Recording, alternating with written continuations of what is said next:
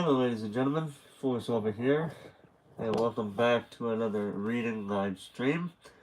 Tonight, I will be continuing where we left off with last night's stream, where in this situation I will be reading chapter 4 of Penpal. Now, I could try to go on in chapter 5 if it doesn't take me too long, but at the same time, I figured if anything I might save chapter 5 and 6 at the same time, or at least do their own streams, because these final chapters are going to be pretty long on in their own respective rights. So if I get through them quick enough, we can probably go through them.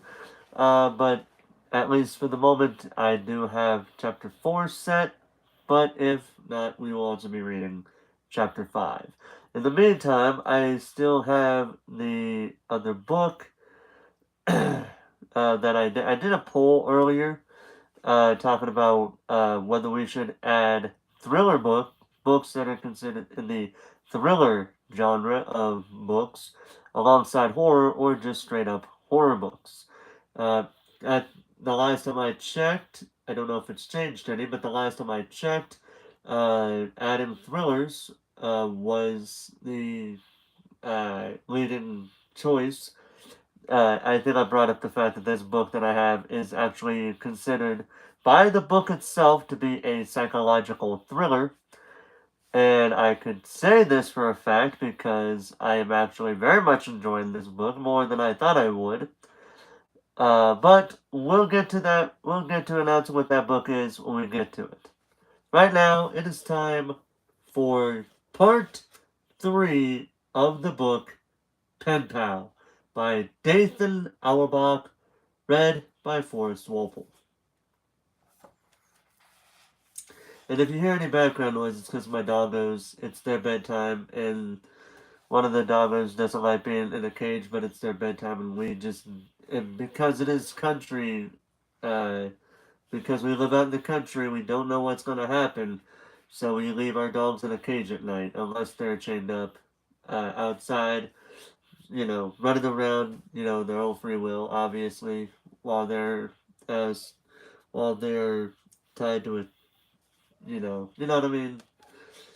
You know how it is when people take their dogs outside, but they don't walk them. You know what I'm talking about.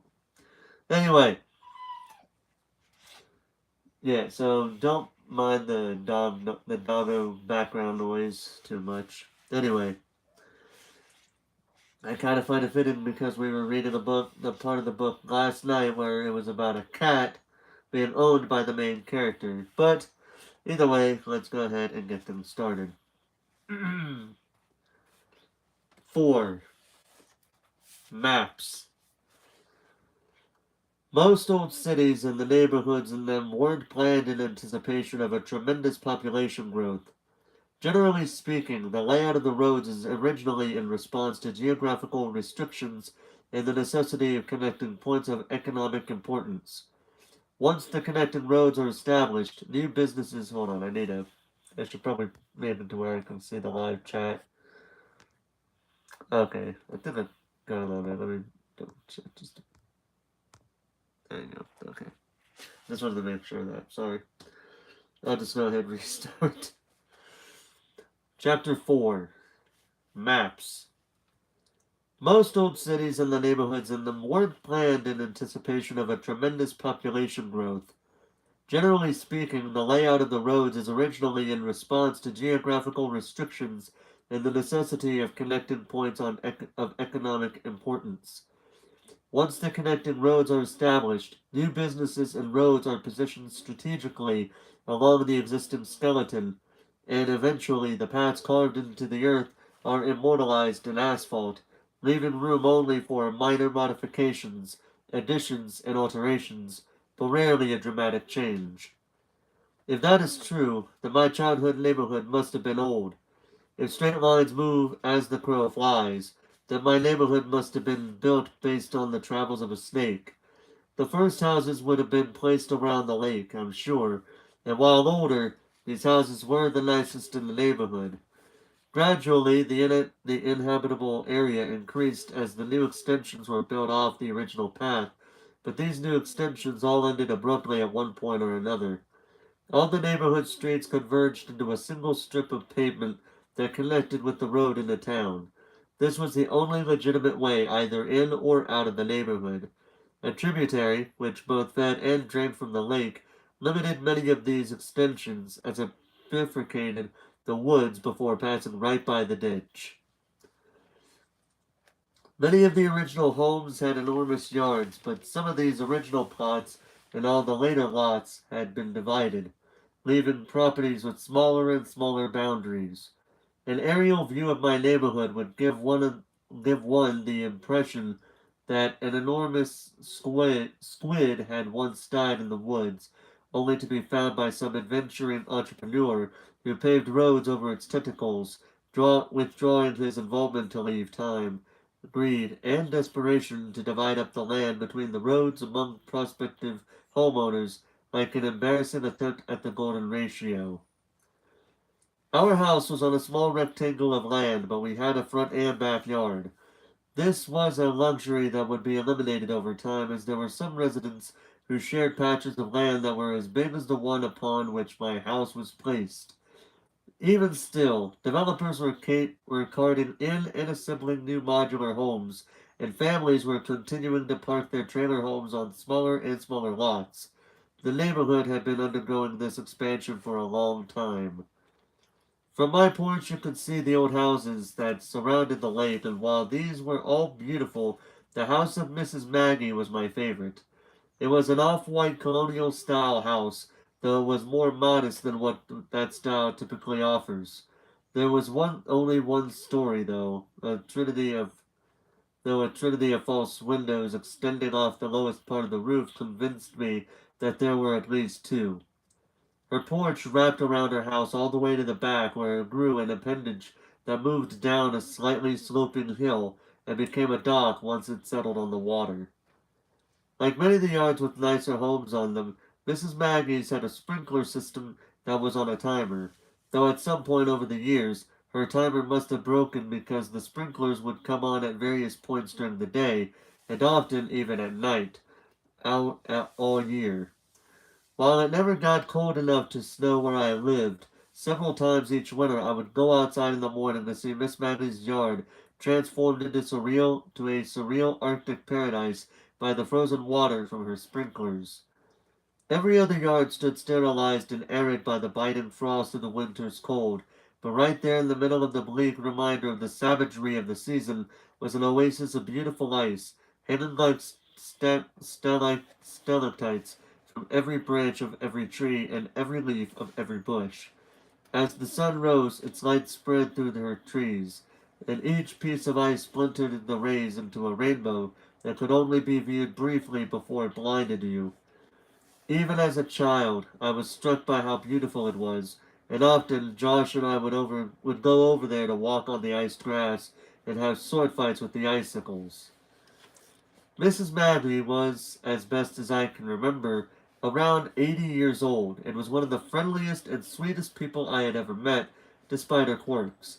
She had a head of loose set white curls, and always wore light dresses with floral patterns over her frail but not sickly body. When it was warm and Josh and I would go swimming in the lake, she would out on her back porch and just talk to us. She never brought a book or a magazine, never had a crossword puzzle or a word search. I think she came out on those days just to visit. Sometimes we would swim out to the center of the oval lake. Hold on a second, I need to do something. Hold on a second. Hold on a second. Ah, oh, button.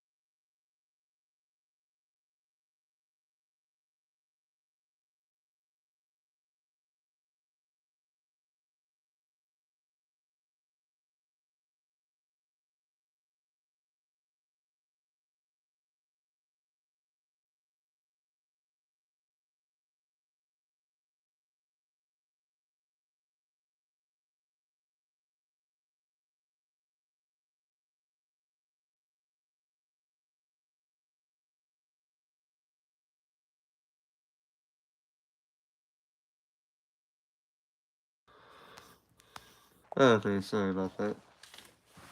I have returned. Going back to the story.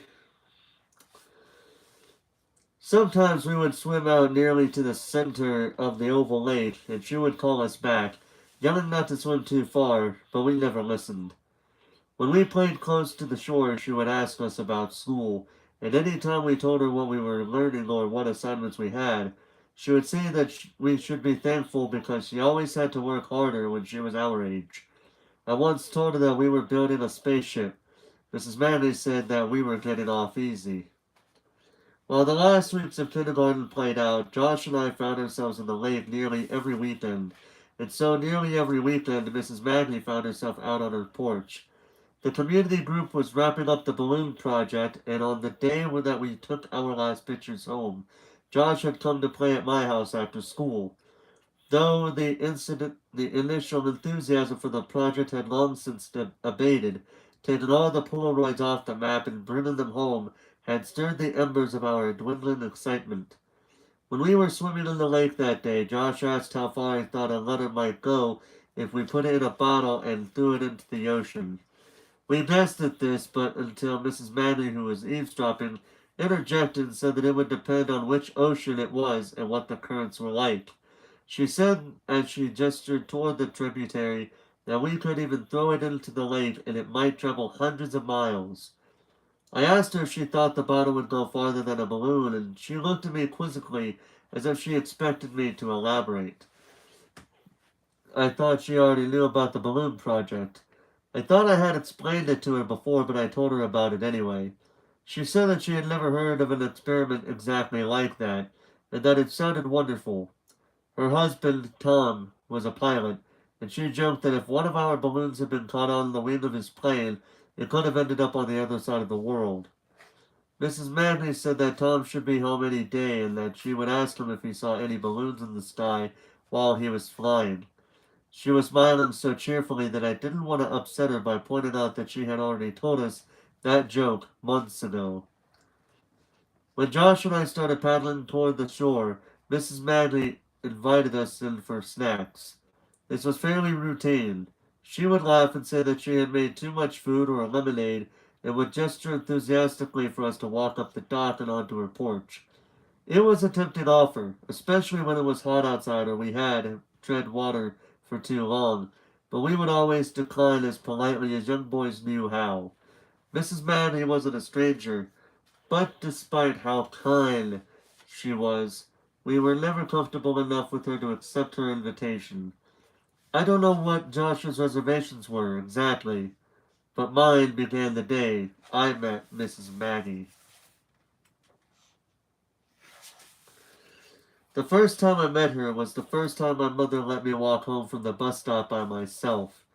For the first few weeks of kindergarten, my mom had made arrangements with her employer to pick me up from school, but this meant that to make up for the lost time, she would have to leave me at our house alone for about an hour each day.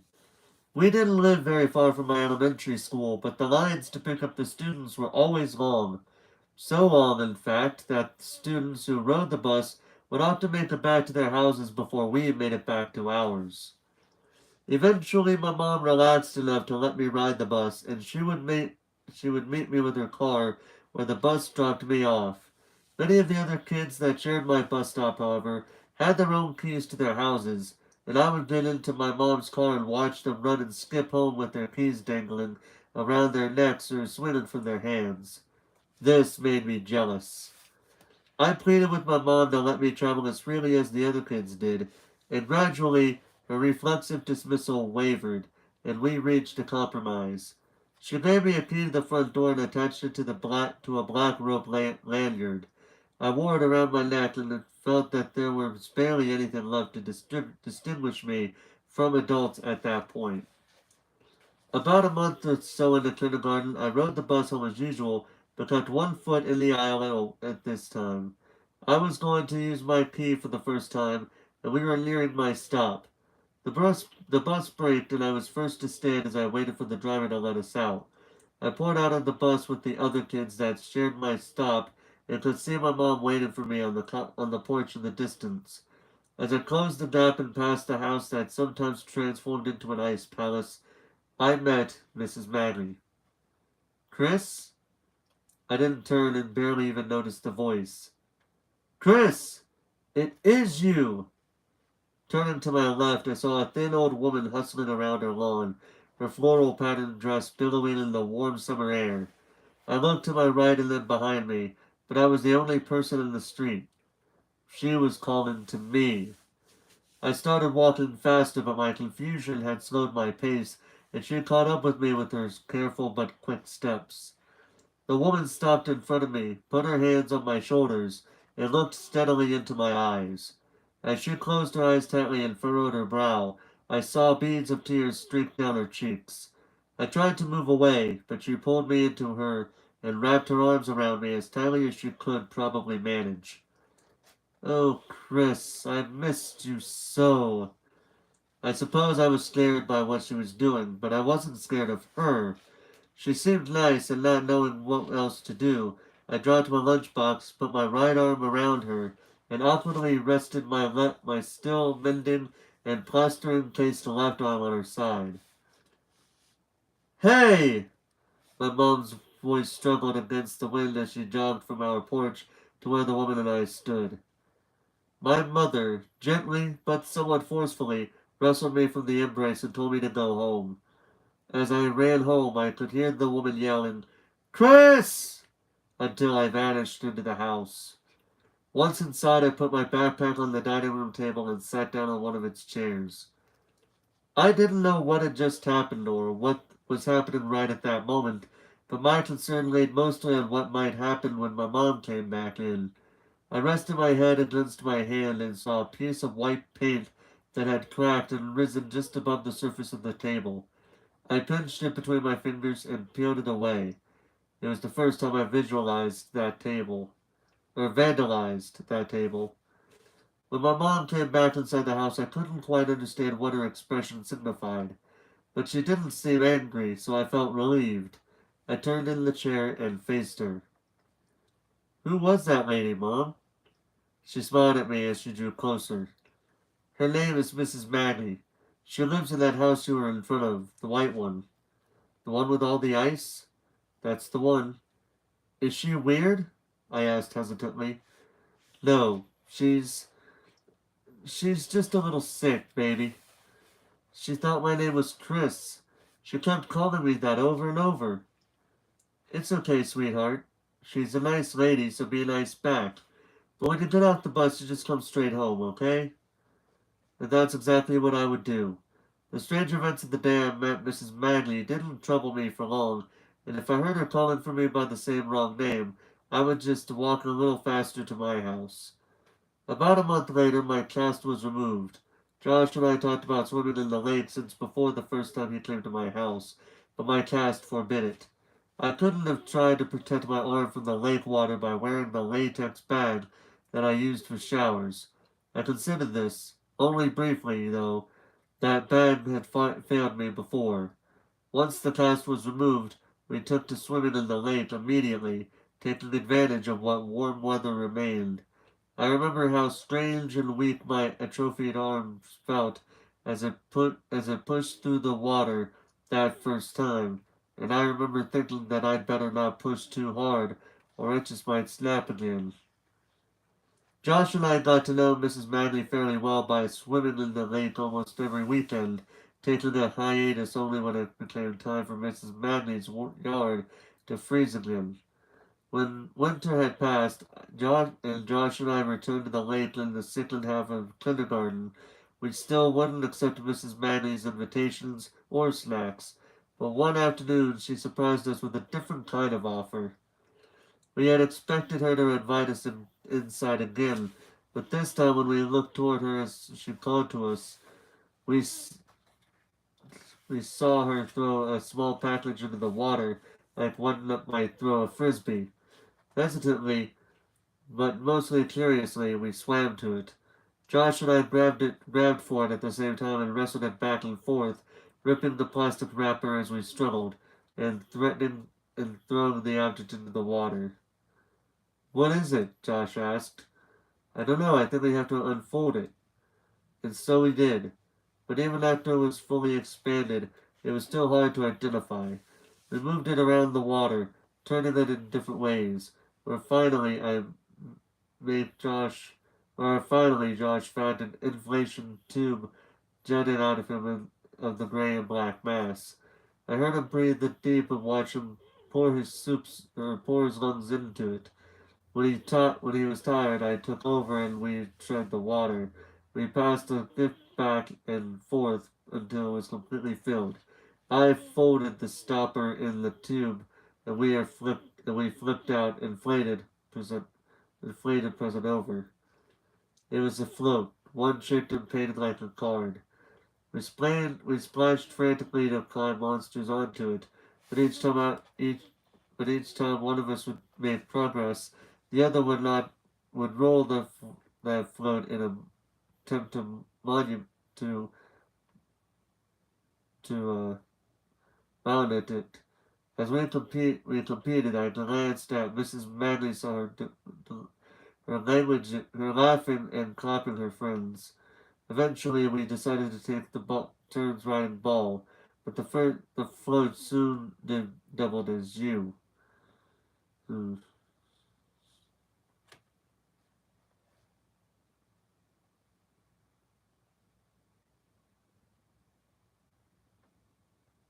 Hmm. Hmm.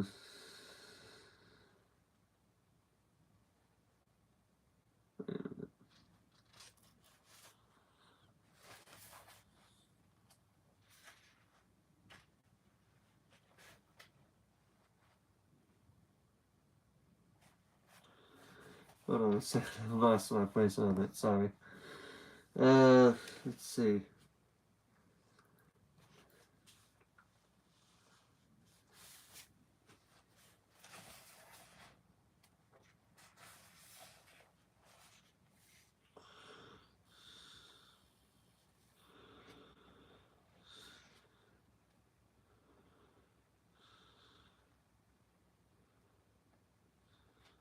Hmm.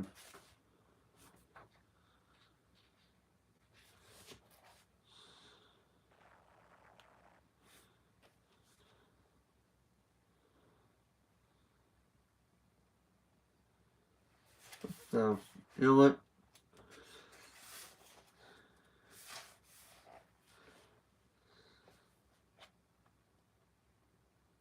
I'm actually gonna go back to where I last remember being, so that way I know. Because I'm getting tired of. Because yesterday I was trying to do a thing um, where I did like 4 or 5 separate times trying to do this. So what I'm gonna do is, if I feel like I'm lost at a certain point, like, because it's been happening to me, where I feel like where I know I'm reading the book, but I'm at a part that I don't recall read at a part where in between the last part I remember reading and this part that I don't. Yeah, it's kind of weird how that works. It's kind of fitting that I'm saying this. So many people are going to be like, "You're just saying this because it's spooky season, aren't you?" Well, I'll let you guys be the judge of that. If you guys want to believe I'm doing this just for the sh- some giggles, so be it. If you think I'm completely telling the truth, that is up to you. I'm just telling you how I'm seeing it. But anyway, I'm gonna go ahead and go back to where I was at that I know for a fact that I read, starting from there and working on. Okay.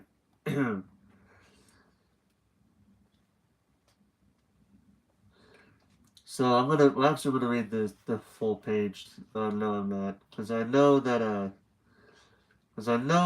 because where I last remember stopping at was where he says, where the narrator talks about how she thought the name was Chris, and keeps talking to her about that. And now, and his mom's saying how, well, that's okay, but when you get off the bus, you come straight here, okay? Okay. So yeah, so this is after the part where she says, "It's okay, sweetheart, nice lady, be nice back. When you get off the bus, come straight home, right?" Yeah. So that's where we're at, and so I'm gonna start with the paragraph after that, starting now. And that's exactly what I would do. The strange events of the day I met Mrs. Manley didn't trouble me for long, and if I heard her calling for me by that name, by that same wrong name, I would just walk a little faster to my house. About a month later, my cast was removed, and Josh and I talked about swimming in the lake, since before the first time he came to my house, but my cast forbid it. I could have tried to protect my arm from the lake water by wearing the latex bag that I used for showers. I considered this only briefly, though. That bag had failed me before. Once the cast was removed, we took to swimming in the lake and immediately taking advantage of what warm weather remained. I remember how strange and weak my atrophied arm felt as it pushed through the water that first time, and I remember thinking that I'd better not push too hard, or it might just snap again. Josh and I got to know Mrs. Manley fairly well by swimming in the lake almost every weekend, taking a hiatus only when it became time for Mrs. Manley's yard to freeze again. When winter passed and Josh and I returned to the lake in the second half of the kindergarten, we still wouldn't accept Mrs. Manley's invitations or snacks, but one afternoon she surprised us with a different kind of offer. We had expected her to invite us inside again, but this time when we looked toward her as she called to us, we saw her throw a small package into the water, like one might throw a frisbee. Hesitantly, but mostly curiously, we swam to it. Josh and I grabbed for it at the same time and wrestled it back and forth, ripping the plastic wrapping as we struggled, and throwing the objects into the water. "What is it?" Josh asked. "I don't know. I think we have to unfold it." And so we did, but even after it was fully expanded, it was still hard to identify. We moved it around in the winter, turning it in different ways, when finally Josh found an inflation tube jutting out of the gray and black mass. I heard him breathe deep and watched him pour his lungs into it. When he tired, I took over, and as we tread the water, we passed the gift back and forth until it was completely filled. I folded the stopper into the tube, and we flipped our inflated present over. It was afloat, one shaped and painted like a shark. We splashed frantically to climb onto it, but each time one of us would make progress, the other would roll the float in an attempt to mount it. As we competed, I glanced at Mrs. Manley and saw her laughing and clapping her hands.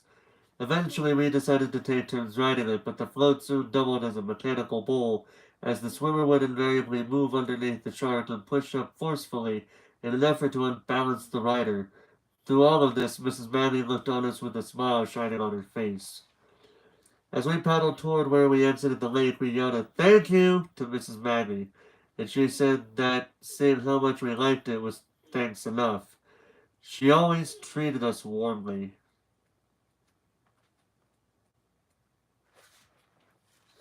But there was a variance in her enthusiasm that we could never anticipate or make sense of.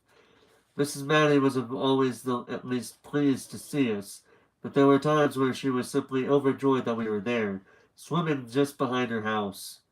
That day was one of those days, and as we pulled ourselves out of the water, carrying the float over our heads, she called to us, as she sometimes would when she was excited to see us. "Chris! John! You're always welcome here." There were times when we could still hear her yelling in those same words as we walked back into my house. We heard that day. We heard her that day. But we were kids, and despite how truly nice Mrs. Manley was, her quirks had sometimes got the best of us. As we carried our new gift up the steps to my house. "Hey, Zona Mysterious, how you doing tonight?"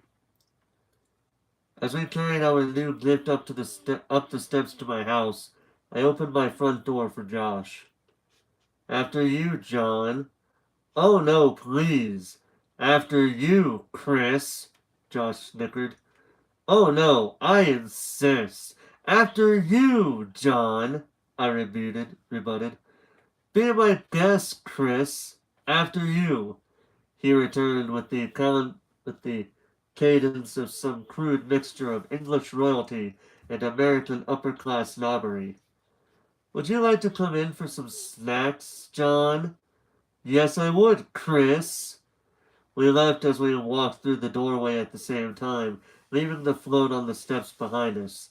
I saw my mother standing in the kitchen staring at us. She moved toward us and stopped in front of us. She spoke sharply and firmly. Don't you ever make fun of her like that again. It's not funny. Do you understand me? Oh, got in trouble. Sorry, I couldn't resist doing that. Sorry. Josh and I looked at one another, then back at her and nodded. My mother smiled and went back to what she was doing, and Josh and I put it out of our minds for the remainder of the day. After Josh left with his dad, I told my mom what we weren't trying to be mean, that we weren't trying to be mean, and we never talked like that in front of Mrs. Maggie. My mom said that didn't matter. She said that it was rude to make fun of anyone, whether they were around or not. When I told her that she was constantly calling us by the wrong names, and we just thought it was funny, my mom seemed to search for what she wanted to say. Well, sweetie, you remember how I told you Mrs. Manley was sick? I nodded. She. Mrs. Manley is sick. Up here. She gestured to her own head with her fingers. But you remember how when you had that sore throat earlier this year, sometimes you'd feel okay, but then other times you'd feel really bad? That's how it is for her too. But when Mrs. Manning gets really sick, she gets confused. That's why she messes up your boys' names sometimes. I'm good, you? I'm doing pretty good, thank you for asking. That's why she messes up your boys' names sometimes. She doesn't mean to, but sometimes she just can't remember. Do you understand? I nodded again. She wants us to come in for snacks sometimes. I know she does, sweetie. She lives in that big house all by herself, so it's likely if you talk to her when you swim in the lake, but when she invites you in, you should keep saying no. Be polite and her feelings won't get hurt, okay? But she'll be less lonely when but she'll be less lonely when Tom comes home though. How long until he comes back? It seems like he's always gone. My mom seemed to struggle, and I could see that she had become very upset. Finally, she answered me. Honey, Tom's not going to come home. Tom's. He's in heaven. He died years and years ago, but Mrs. Maggie doesn't remember. She gets confused and forgets, but Tom's not ever coming home. He's gone, sweetie. I was only 6 years old when she told me that, and while I didn't understand it completely, I was still profoundly sad for Mrs. Maggie. I knew what it was like to miss someone, how much it hurt and tore at you. But to miss someone so much while being so sure that he'd return, never knowing or remembering just how impossible that reunion truly was, I struggled to imagine what that must be like. I wouldn't learn until very recently, however, what Mrs. Madley's life had really been like. I know now that Mrs. Madley had Alzheimer's disease. Her husband Tom really had been a pilot. He flew a commercial jetliner all over the eastern United States, and this caused him to spend a great deal of time away from home. After he retired, he and Mrs. Madden kept mostly to themselves, but every time my mom would run into one or both of them, the conversation would inevitably focus on the trips they wanted to take, if they could only find the time. Tom had discounts with the airlines he had retired from, but as is so often the case, their plans were always for someday, and that day kept getting moved further down the line. On the evening of July 4th, years before I was born, Tom came to my mom's house. He was distressed, though he tried to conceal it as he casually asked my mother if she had seen Maggie. He said that she had gone out for some chicken so that he could grill it for the holiday, but that had been almost 6 hours ago. My mom hadn't seen her, but said she would contact Tom immediately if she saw her or heard anything. The police brought Mrs. Manley home about 5 hours after that. She had wandered from the grocery store and walked to an apartment that she and Tom had shared 30 years before when Tom was just starting his job at the airline. When the police arrived at the apartment, Mrs. Manley insisted that she lived there with her husband, but when they read aloud the address that was printed on her driver's license, she regained her clarity and covered her embarrassment with nervous laughter. She wasn't hurt when the police brought her home, but Tom was destroyed. He would tell my mom sometime later that he had known for a long while that something was wrong with Maggie, but he had hoped that she would just go. She would just get better somehow. A few days after the police brought his wife home, Tom told my mother that he was planning on taking his wife to Rome. It had been a dream of hers since she was a young girl. Maggie had a collection of books about Rome and Italy at large that were all dog-eared on the pages with the places that she wanted to see. He said that pushing it back was simply not an option anymore. The doctors had told him that the windows of her lucidity would likely grow smaller as time pressed on.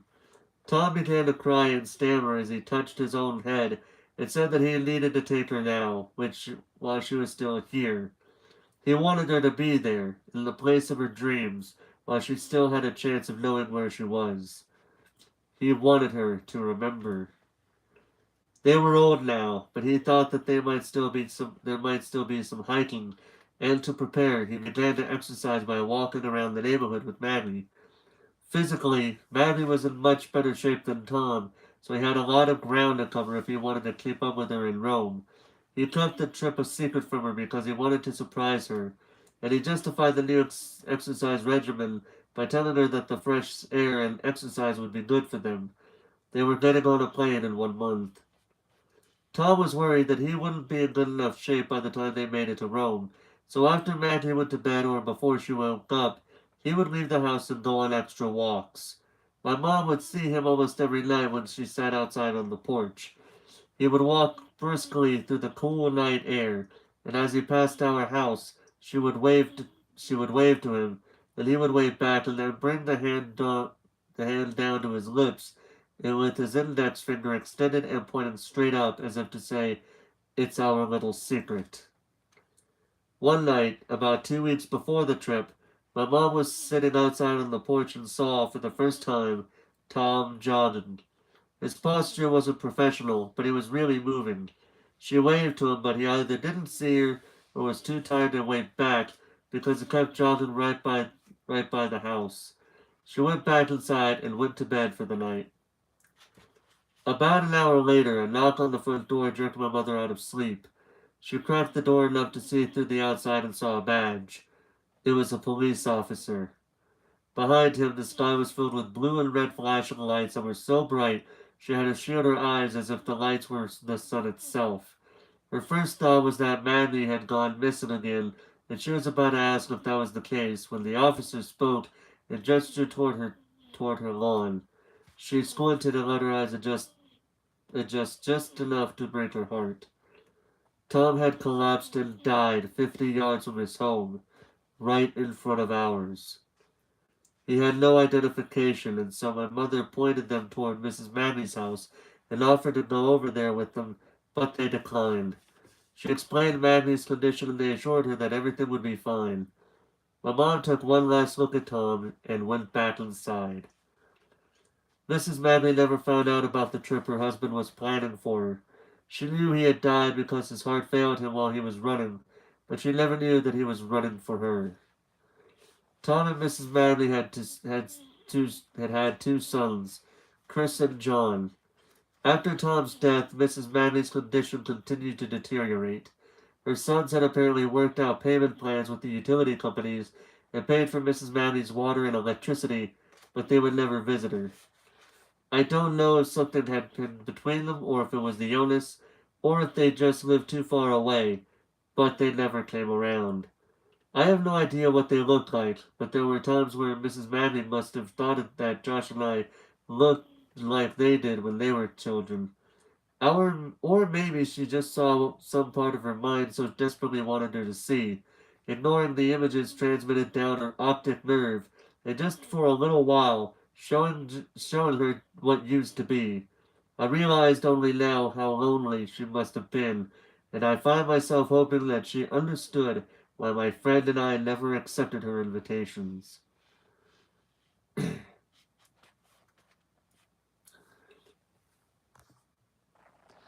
But Josh and I were always friendly with her. extending one stay in the lake sometimes to keep her company and talk with her. The day Josh and I had our second discussion with Mrs. Manley about the balloon project, and she retold the same joke about Tom's plane carrying our balloons away, just a few weeks before the year ended, an idea began to form between us after she mentioned that the lake might extend for hundreds of miles. We had seen much of the woods surrounding my house, and we had explored the woods surrounding his, although we had never confirmed it ourselves.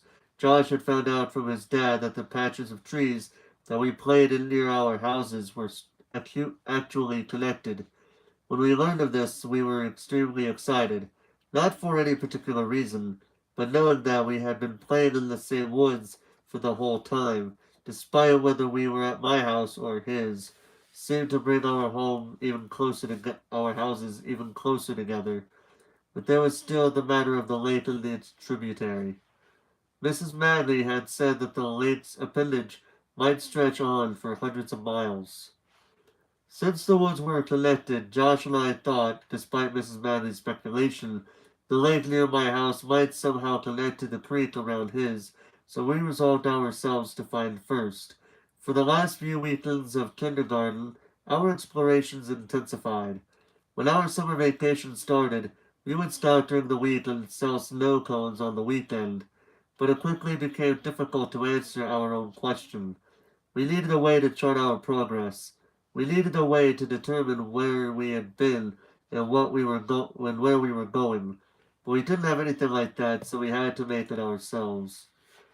We were going to make maps. The plan was to make two separate maps and then combine them.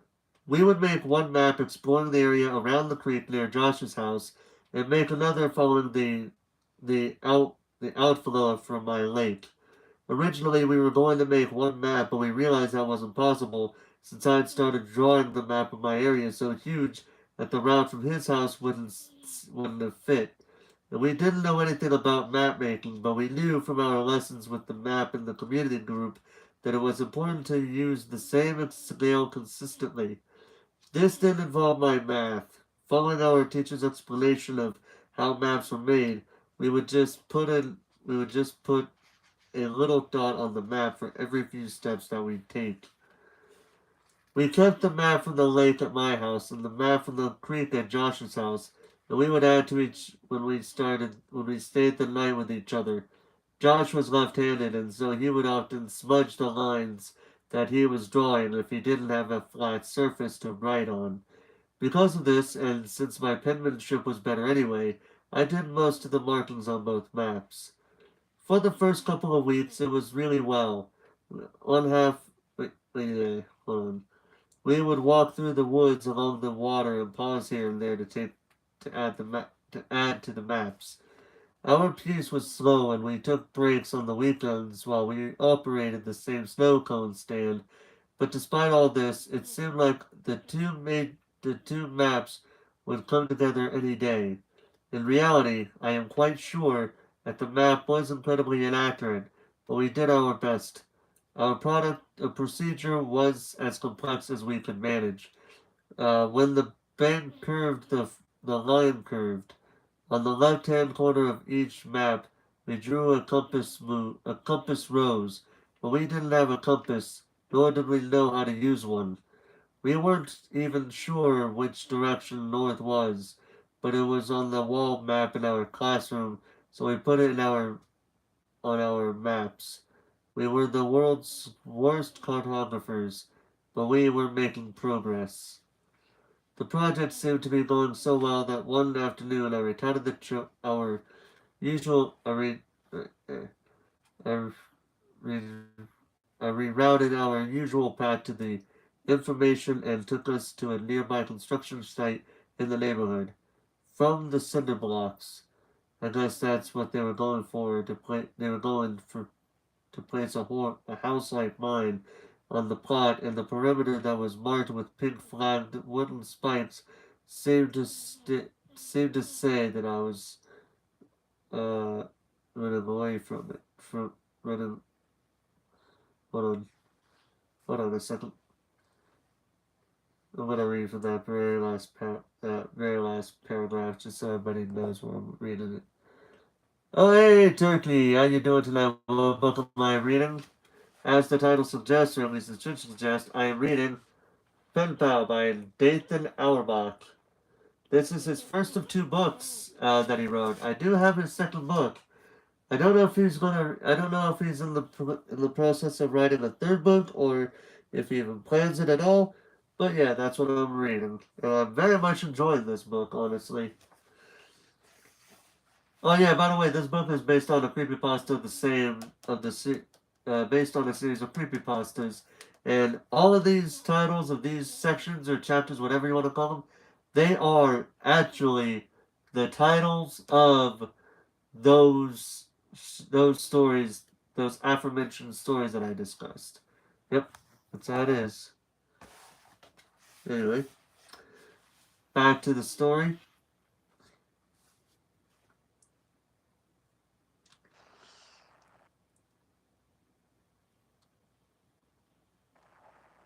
I'm gonna go ahead and reread that paragraph that I was on.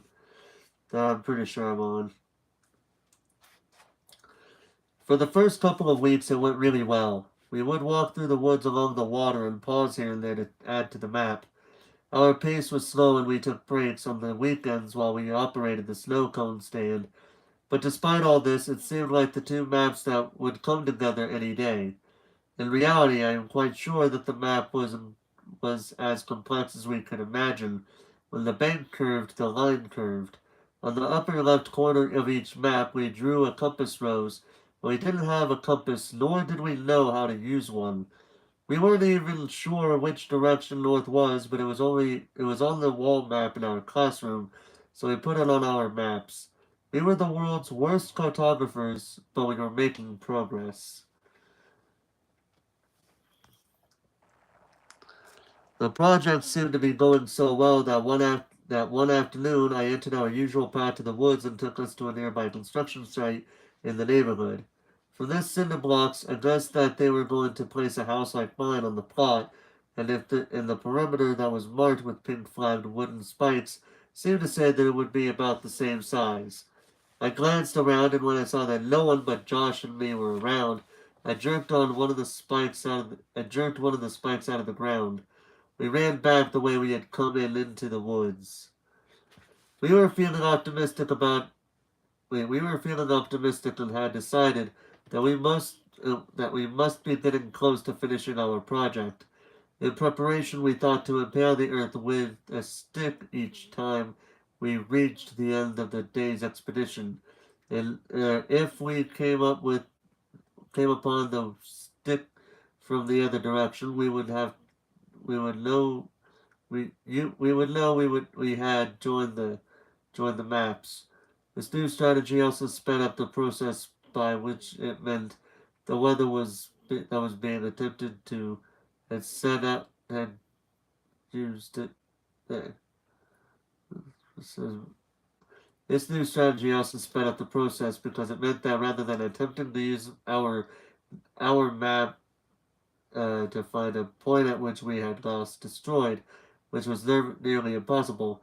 Though we ignored this fact, we could simply run through the masks until we saw our state and extend the map from there. Hmm. Unf- yeah. Unfortunately, it wasn't long enough. It wasn't long before the woods became too thick to hear the lengths long term, and we were unable to proceed further.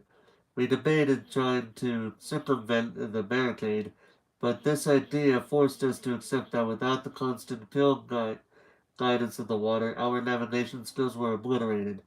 Having reached a dead end, our interest in the maps stagnated, and we reduced our explorations significantly while we focused on how to make the snow cones jump call.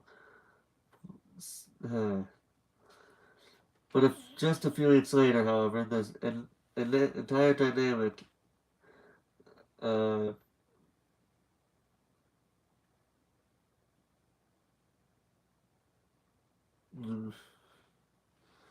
So let's see here. I need to buy this book. It sounds interesting. Oh, I got it off of Amazon. I don't know which. Yeah, I got this book off of Amazon some months back, and I just started reading it about a few weeks back. So yeah, I think it's a good book. Right. I'm actually gonna go ahead. I'm gonna be right back. I'm gonna read some more, but I'm gonna go ahead and do something real quick. I will be right back.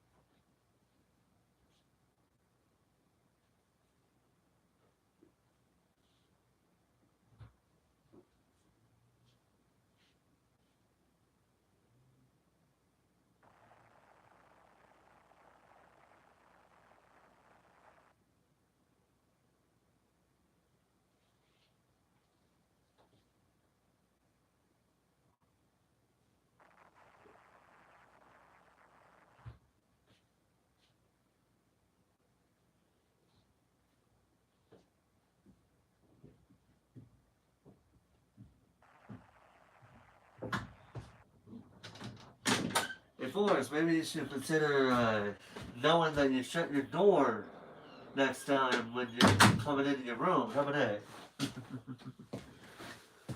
Alright. I got me some tea right here.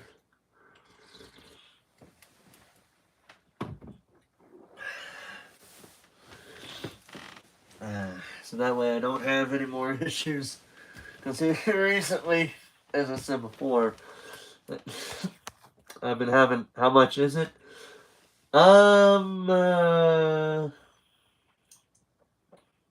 With the power of a PlayStation 5, because I have it right here on me right now.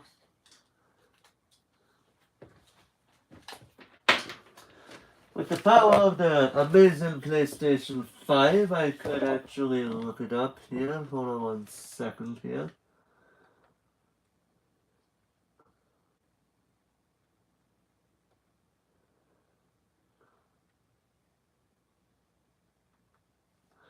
Because, yeah, I do know that they have it to where you could. Excuse me.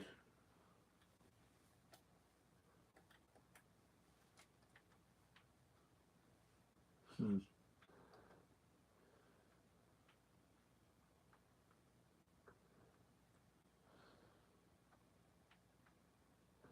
Oh, do they not have?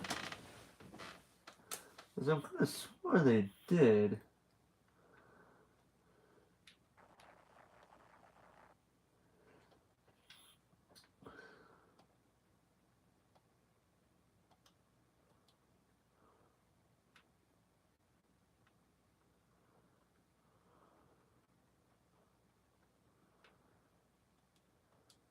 Hmm.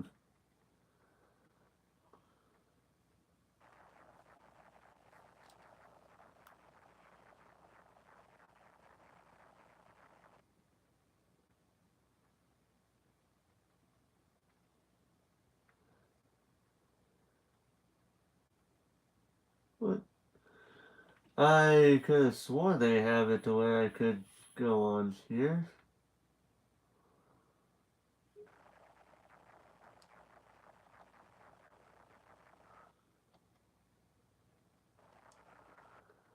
Hmm.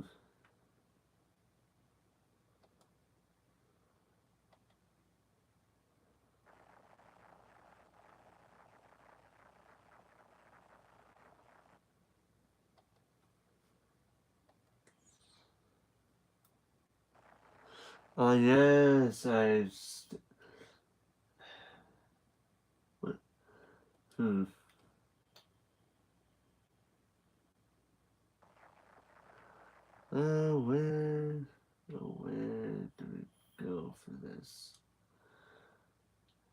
Hmm. Could have swore they have it to where,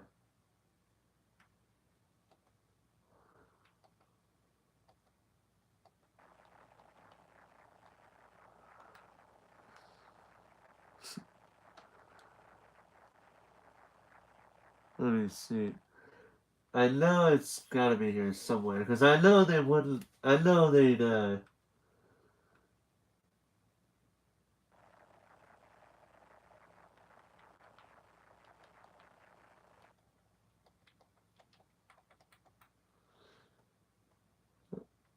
I seen it the other day too. Where did it go?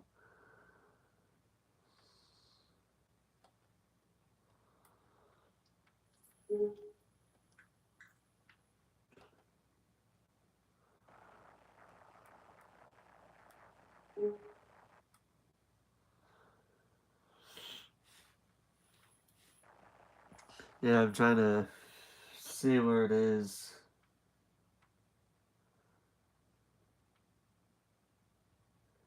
Because I could have swore.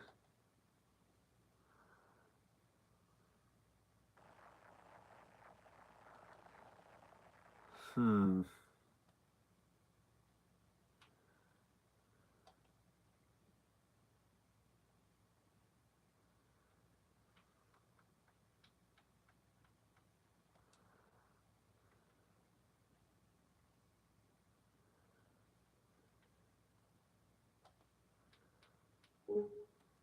Does it not? Have I been lied to this whole time?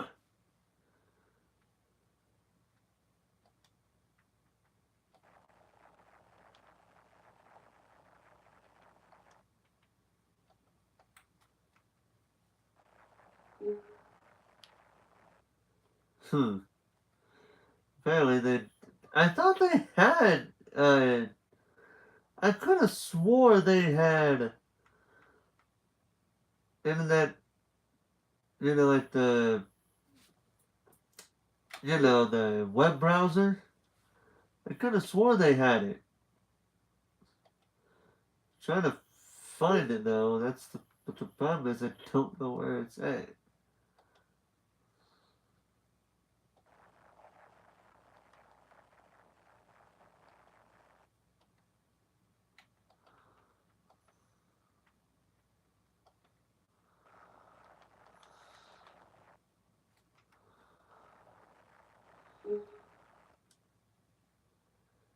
Okay, this is weird because I could have swore they did, or was it out or hmm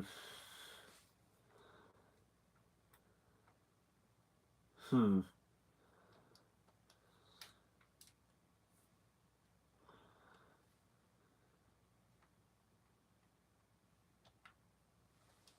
hmm. Uh, shoot.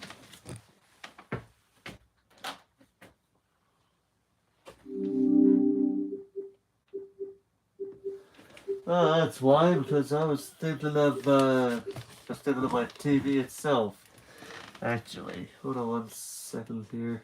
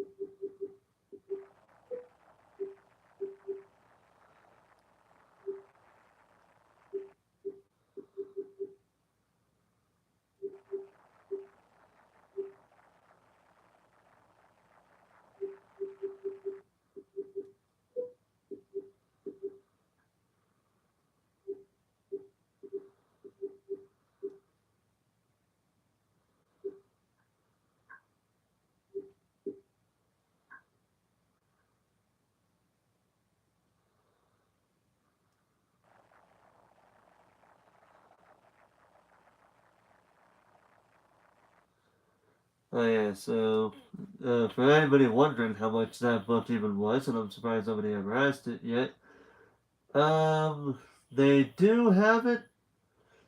They do have two different prices. The version that I have, the book, the copy that I have, the paperback, it is for $9. So I want to say about $10 after tax, and then they have it on Kindle for $5. So yeah, so you have two different ways of so you have two different ways of so yeah, you got two different ways of watching it. Yep. So reading it, I mean, paperback or Kindle. One of the two. Either or would work for just about anybody if you had it. Alright, getting back into this story.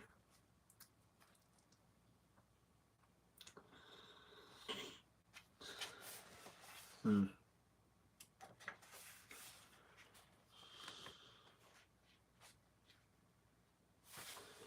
So yeah, I'm gonna assume we're right here, so I'm gonna start right at the very top of the page. Well, the first paragraph of the page, first paragraph of the page, and let's go from there. We were feeling optimistic and had decided that we must be getting close to finishing our project. In preparation, we thought to impale the earth with a stick each time we reached the end of the day's expedition. If we came upon the stick from the other direction, we would know we had joined the maps. This new strategy also sped up the process because it meant that rather than attempting to use our map to find the point at which we had last stopped, which was nearly impossible, though we ignored this fact, we could simply run through the woods until we saw our stake and extend the map from there. Unfortunately, it wasn't long before the woods became too thick near the lake's long arm, and we were unable to proceed further. We debated trying to circumvent the barricade, but this idea forced us to accept that without the constant guidance of the water, our navigation skills were obliterated. Having reached a dead end, our interest in the map's signal stagnated, and we reduced our exploration significantly while we focused on how to make the cone stand more successful. I used the time to make a better, albeit deceptive, sign. Just a few weeks later, however, the entire dynamic of my house changed.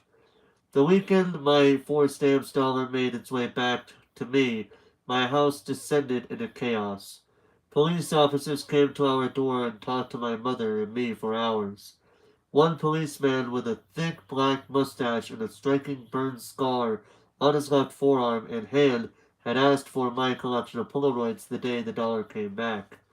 My mother told me to always listen to the police, and so I did what he asked, but I think he could tell I was reluctant. Although he could have easily said nothing at all, the officer told me that he just wanted to borrow them, so he could look at them too, and this made me feel better in a way. After they left, I found myself suffocated with new restrictions on what I could do and where I could go, though I didn't understand why this was. My mother told me that the policeman might need to speak with me again, so I had to stay inside, but none of the police who ever came back over the next several weeks seemed to need or want to talk to me. With the snow cone stand gone, Josh and I turned our attention back to the maps with revitalized interest, though our discussions were based on the telephone now. Every day we would call each other to talk about how we would move forward. We were still at the same impasse that caused us to largely abandon the mission almost a month before. Josh struck out on his own and attempted to expand his part of the map from his house, but he wasn't making headway alone. The project seemed to be dead in the water. Gradually, however, my leash grew longer. One weekend, to my surprise, my mom didn't say no when I asked her if Josh could come over, and it wasn't too long after that when we were allowed to play outside again, though now I had to check in frequently. My mom bought me what was the nicest watch I had ever owned, and set about 2 dozen alarms on it, one every 30 minutes from sunrise to dusk. She told me that if I wasn't back between each alarm, and she would take the watch away. She said that I wouldn't need it anymore since I'd be confined to the house from that point on. I couldn't quite understand the need for such a policy, but I was only 6 years old, so of course I assented. If Josh and I were just looking for recreation, this would have presented no challenge, but we had work to do. My mom's new policy meant that we couldn't stay in the woods for hours and continue to look for a new path. Every time we seemed to make some headway, my watch would beep and we would have to run back to the house. We thought that we could just swim when we got to the cutoff in the woods, but that clearly wouldn't work since the map would get wet. Even if we could keep it dry, the pacing would be ruined, and the accuracy of the map, through which there was surely little to begin with, would be compromised. We tried going faster when we were coming from Josh's house, hoping to see the pink tasseled spike in the ground that would signify that the project was over, but we eventually ran into the same problem of the blockading forest. Then we had a brilliant idea. We'd build a raft. To keep debris off the road and off site, the construction company began throwing their scrap building material in the ditch since they no longer needed it for building. We originally conceived a formidable ship complete with mast and anchor, but this quickly diminished into something more manageable. We set aside the wood and took several large heavy pieces of styrofoam that were backed with this thick foam board. After several failed attempts to pilot these individual pieces of debris, we tied them together with rope and kite string in the hopes that they wouldn't tip over in the water quite so easily. This project had to be a secret one because we both knew that my mom wouldn't let us take a raft down the tributary. So we lugged the raft out of the ditch and hid it behind the biggest bushes we could find. We launched our vessel a little downwater from Mrs. Maggie and waved a farewell to her as she motioned for us to come back her way. But there was no stopping us. We had less than half an hour before my watch beeped. The raft worked very well, and while we both behaved and spoke as if the functionality of the raft was a given, I know I was a little surprised. We each had a fairly long tree branch to use as a paddle, but we found it was easier to simply push against the land under the water than it was to actually use them as intended. When the water became too deep, we'd simply lie on our stomachs and use our hands to paddle the water, which still worked, albeit less well. The first time we had to resort to that method of propulsion, I can remember thinking that from far above it must have looked like a colossally fat man with tiny arms was out for a swim. Interesting analogy, but alright. Because our charting had accelerated once we had begun running to the flagged state, we hadn't realized that the impasse was actually quite a ways away. With each venture, we would be confident in our immediate arrival at the blockade, but the raft moved so slowly that it was taking much longer than expected. So we would sail for as long as we could and then dock the raft. Each time we put it into the shore, Josh would ask me how much farther it was, and I would take the map out of my pocket and count the dots from where I thought we were to where the map ended. We are, I think, 26 dots from the end, I'd say, and Josh would nod thoughtfully. The next trip we'd run through the woods directly to the raft, climb aboard, and go a little farther, and there would hopefully, not always, be fewer dots. We continued this well into the first grade. Josh and I were assigned to different groups that year, so since we didn't really see one another during the school day, our parents were more willing to let us play together all weekend each week. Because Josh's dad had taken on a lengthy construction job that required him to work over the weekends while his wife was on call, staying at Josh's house would have been difficult. However, the fact that the telephone at my house had been shut off due to delinquent payments made staying at Josh's house impossible, since my mom would have been unable to check on me. For Josh and me, my house became the nexus of our time together, and as much of that time as possible was spent on the raft. The intensity of this exploration had died down, but it was still fun, so we kept at it. The farther we made it into the woods, the shorter each trip had to be so that we could make it back to my house on time, but this made it more of a game to us. Our movement toward our destination was slow, But finally, at the very beginning of winter, the game became more serious once again. We had made it to the impasse. We wanted to proceed past it right away, but it was nearly time to be back to my house, so we dragged the raft onto the shore and rested it right next to the wooden marker which we hadn't seen in weeks. We ran back to my house. The next day we hustled through the woods and made it back to the raft. It was so far into the woods that we had very little time to make adjustments to our plan on scene, so we quickly pushed the vessel into the water and climbed aboard, oars in hand.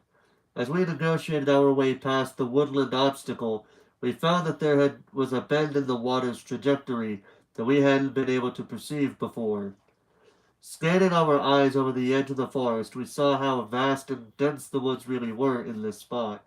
We realized that we wouldn't be able to overtake this stretch of woods after all, and so we simply stopped paddling. While we sat there on our raft, gently rocking on the calm water, I carefully looked ahead and slowly added to the map, stopping only when I had no more points to plot, because the rest lay out of sight, obscured by the curving of the tributary. This felt like cheating, since we hadn't actually traveled to the dots that I was making, but we had waited so long to reach this point that I felt that I had to take advantage of it. Before too long, we had to push back in the other direction. The woods were simply too thick, and the nearly 2-foot rise of earth over the tributary that exposed the twisting and damp roots of the trees above meant that there was no place to dock our vessel. Disappointed, we left the raft at the same thick old trees that prompted us to build it in the first place.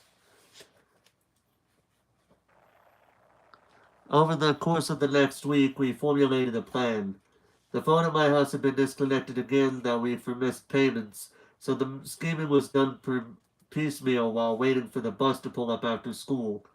By the time Josh got to my house the following weekend, I had already completed my part of the mission.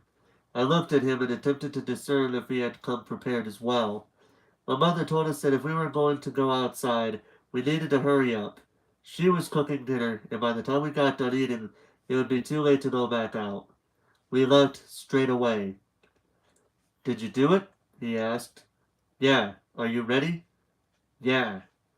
We disappeared into the trees. Just 2 days before, I had gone outside to play. Rather than running into the woods, I grabbed the shark float and stealthily carried it to the side of the house. As quickly as I could, I deflated it and rolled it up. Having not considered what I would actually do with it once it had been transformed, I snuck my way to the crawl space and pried the gateway open just enough to push the now tubular float inside. A little while later, I retrieved it as fast as I could, ran into the woods into the blockade. I tried to inflate the float as I moved, but after tripping over it twice, I abandoned the multitasking and waited until I had reached my destination to finish the job. When Josh and I reached the site, however, our plan seemed to unravel. "I thought you said you brought the float." "I did." Then where is it?" Josh roared. He was already disrobing, revealing the bathing suit that he had put on under his shorts. "I wedged it between the raft and the tree. I even tied it to the tree with a triple knot." "Well, it must have blown away." That didn't make sense. I had kicked the float hard just before I ran back to my house because I wanted to make sure it was secure. It hadn't budged even an inch.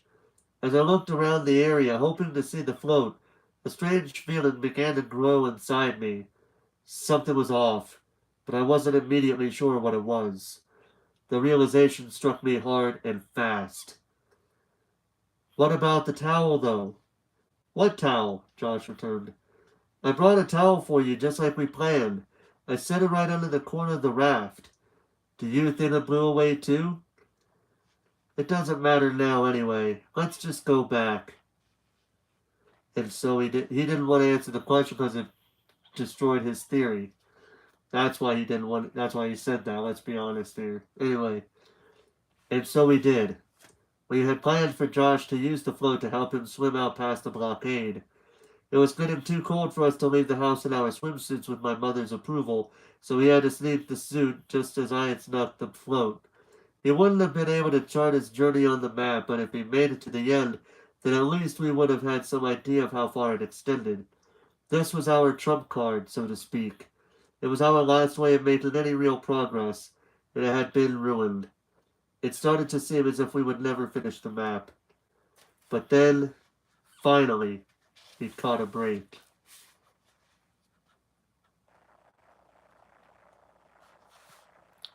On a Saturday evening around 7 o'clock, Josh and I were eating microwave dinners when one of my mom's coworkers knocked on our door. Her name was Samantha, and I remember her vividly now because, employing what I had learned from watching movies, I would propose to her a couple of years later that when my mother brought me to work with her to pick up her paycheck, Samantha would tell me that I was sweet, but maybe we should wait until I was a bit older. Samantha began talking to my mother, and as she did, her gaze became fixed upon Josh and me. She paused for a moment, laughed, and said, "Wow! They really do look alike! You weren't kidding!" I had heard my mother say this about us before, but I didn't see it. My mother corralled her coworker's attention and listened to the rest of what Samantha had to say. After a moment, my mom told Josh and me that we had to go to work with her so she could fix a problem that had arisen. She said that it would take about 2 hours, and I gathered that the problem was Samantha's fault, and discussing it in the car was why it wouldn't take more time. We all walked out of the house. My mom seemed apprehensive about bringing us to where she worked. Once, when she couldn't find a babysitter, her boss had formally reprimanded her for bringing me in with her for the day. I opened the rear door of my mother's car and was just about to climb in when I heard her yell, "Shit!" I flinched and stepped down onto the concrete driveway. My mom was leaning over looking at the deflated front passenger side tire. The sunlight was fading and she struggled to survey the damage. "What's wrong?" Samantha called as she stood behind her open car door. "There's a fucking nail in my tire." She muttered some other profanities and cursed the construction workers that had left their mess in the road as she ushered us to Samantha's car. She paused when she opened the back door. There was no back seats. "Are you fucking kidding, Samantha? I'm having the cushions replaced and reupholstered." After fuming for a minute, she took Josh and me back up to the house and walked us inside. She seemed flustered, but she was still stern as she leaned down in front of us and alternated locking her eyes onto me and then Josh. She said that under no circumstances were we to leave the house or open the door for anyone. There would be a call every half hour from her when she got to work in order to check in on us. She asked if we understood, and we nodded. She looked me dead in the eyes as she was closing the door and said, "Stay put." As soon as she closed the door, I walked to the kitchen, took the phone off the base, and held it to my ear. Nothing. Our phone was still disconnected from having not paid the bill, and Josh and I knew this because we had asked my mom to order us a pizza only a couple hours before. She had snapped at me about the phone and told us we could have frozen dinners. She must have forgotten in all of the confusion, and I realized now that must have been why Samantha had come by unannounced. Of course, we had no way of knowing whether the phone might be turned back on at any moment, but that thought didn't even cross our minds. This was our chance. We watched my mother and Samantha drive down the serpentine road toward the exit, and as soon as the car rounded the last visible bend, we ran to my room. I dumped my backpack out while Josh grabbed the map. "Hey, do you have a flashlight?" Josh asked. "No, but we'll be back way before dark." "I was thinking that we should have one, just in case." "Well, I don't know where one is." "Wait!" I ran into my closet and pulled a box down from the top shelf. "You have a flashlight in there?" Josh asked. "Just hold on." I opened the box and revealed 3 Roman candles that I had taken from the pile amassed for July 4th that past summer, along with the lighter that I had managed to take from my mother some months before.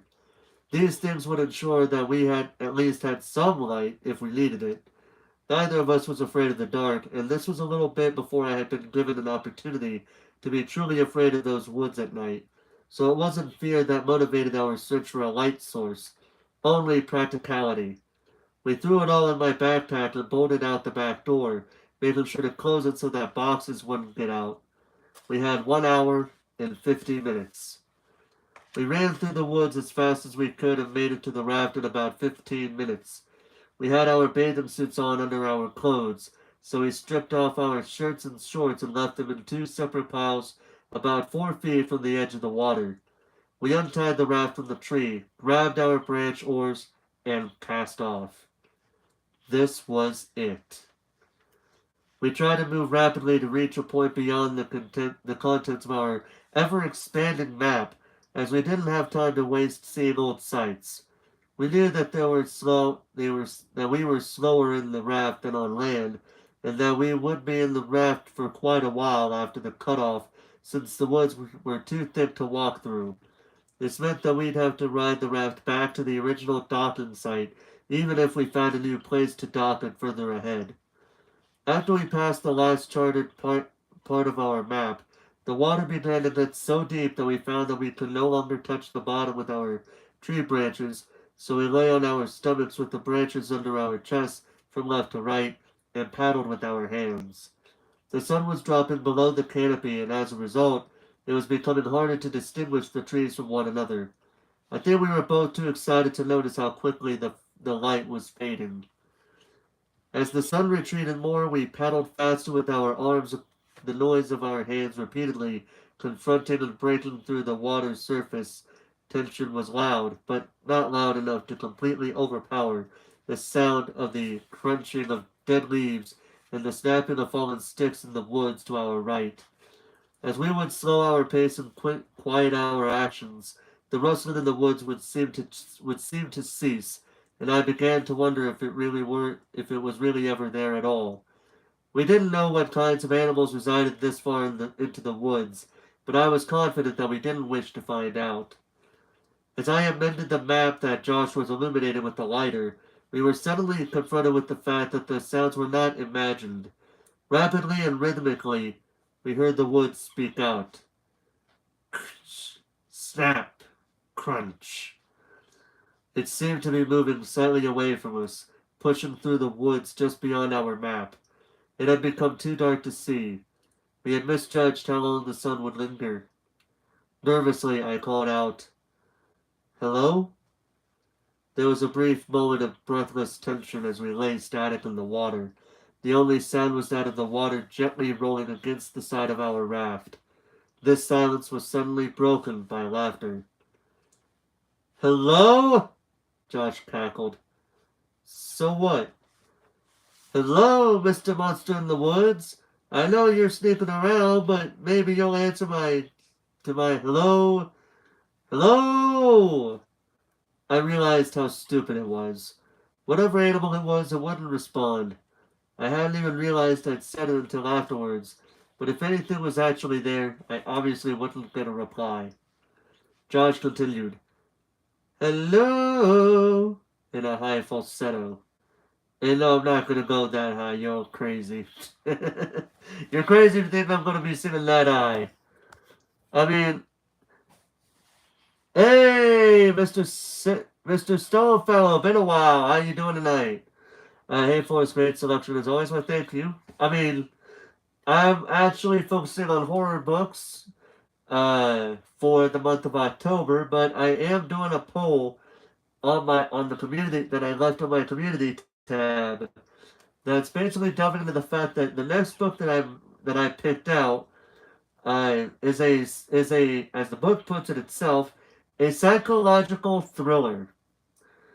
So I made a poll on my community tab asking if I should I add thriller books in with the horror, or should it be just strictly horror? So far, last I checked, and it's been a while since I last checked, so it could be wrong. It could be a bit wrong now. But last I checked, the people have spoken that I could also add books that are considered thrillers as well as horror books. So yeah.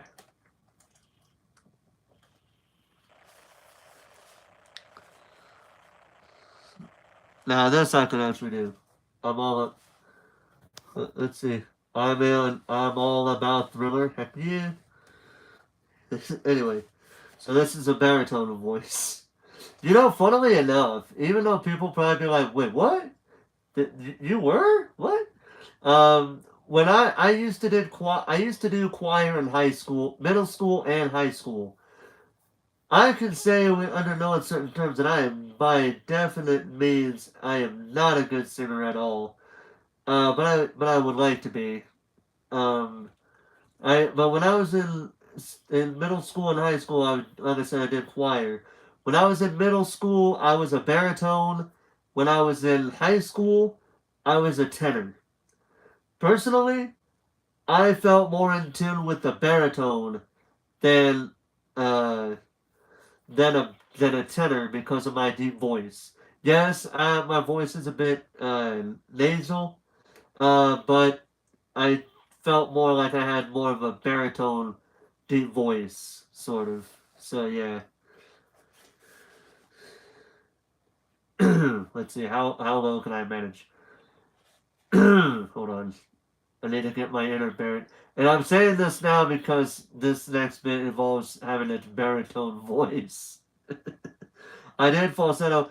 Hello. Now I gotta go baritone. And it's gonna be hard because I spent the last few years of my singing, my choir years as a tenor, and it's gonna suck trying to be a baritone. I gotta think like Randy Travis style baritone. I know Randy Travis is a country singer, and I know people don't like country, but his voice is the closest thing to a baritone voice I could think of. Okay, calm down. uh, this is gonna suck, but whatever. I gotta do it because I'm gonna be here all night if I don't. Hello. I counted with as deep a baritone voice as I could manage. Hello there, mate. That is my Australian accent. Hello, beep boop, we are robots. Hello. We continued mocking each other with increasingly elaborate salutations while we dug our arms into the water and moved them in a counterclockwise direction so we could turn the raft back to the way we had come. When the front of our raft had pivoted enough that it faced the seemingly impenetrable woods, a sound floated out from them that chilled my blood so much that the winter water just below might have felt temperate. Hello. It was a breathy and airy whisper, the kind you might hear as someone read to himself, broadcasting his voice, but not realizing it. It had come from a spot just off the map which now sat behind us as we slowly drifted away back toward charted territory. Josh and I looked at one another. I could read the fear on my friend's face, and any hope that I had been fooled by my imagination disappeared. All options seemed equal in their futility. We were too slow on the raft to outpace anything. We would be so much faster on land, but we had no feasible way to get onto it, though that was the last place we wanted to be at that moment. I shifted on the raft and faced the direction of the sound as I fumbled with the Roman candle. I wanted to say, "What are you doing?" Josh hissed, but I had already lit it. As the sparking fuse sank into the wrapper, I held it toward the sky. I had never actually shot one of these myself. I thought to just use it like a flare in the movies. A glowing green orb rocketed out toward the stars and then quickly extinguished. I lowered my arm more toward the horizon. I could remember that there were several colors, but I couldn't remember how many times one of these fired before being depleted. A second ball of red light burst out and fizzled above the trees, but I still saw nothing. "Let's just go!" Josh pressed as he turned back toward the direction from which we had come and began paddling desperately. "Just one more."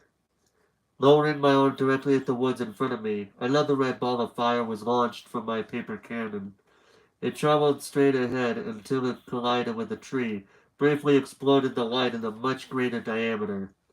Still nothing.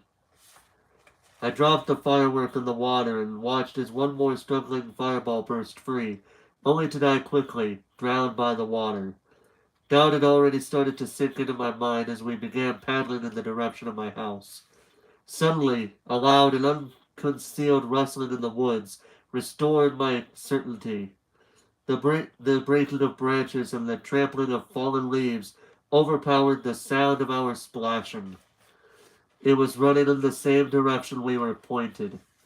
"Come on, man, paddle!" Josh commanded. We were thrashing frantically in an effort to increase our speed. Reflexively, we began trying to kick our legs, which were dangling over the side of the raft, though not touching the water.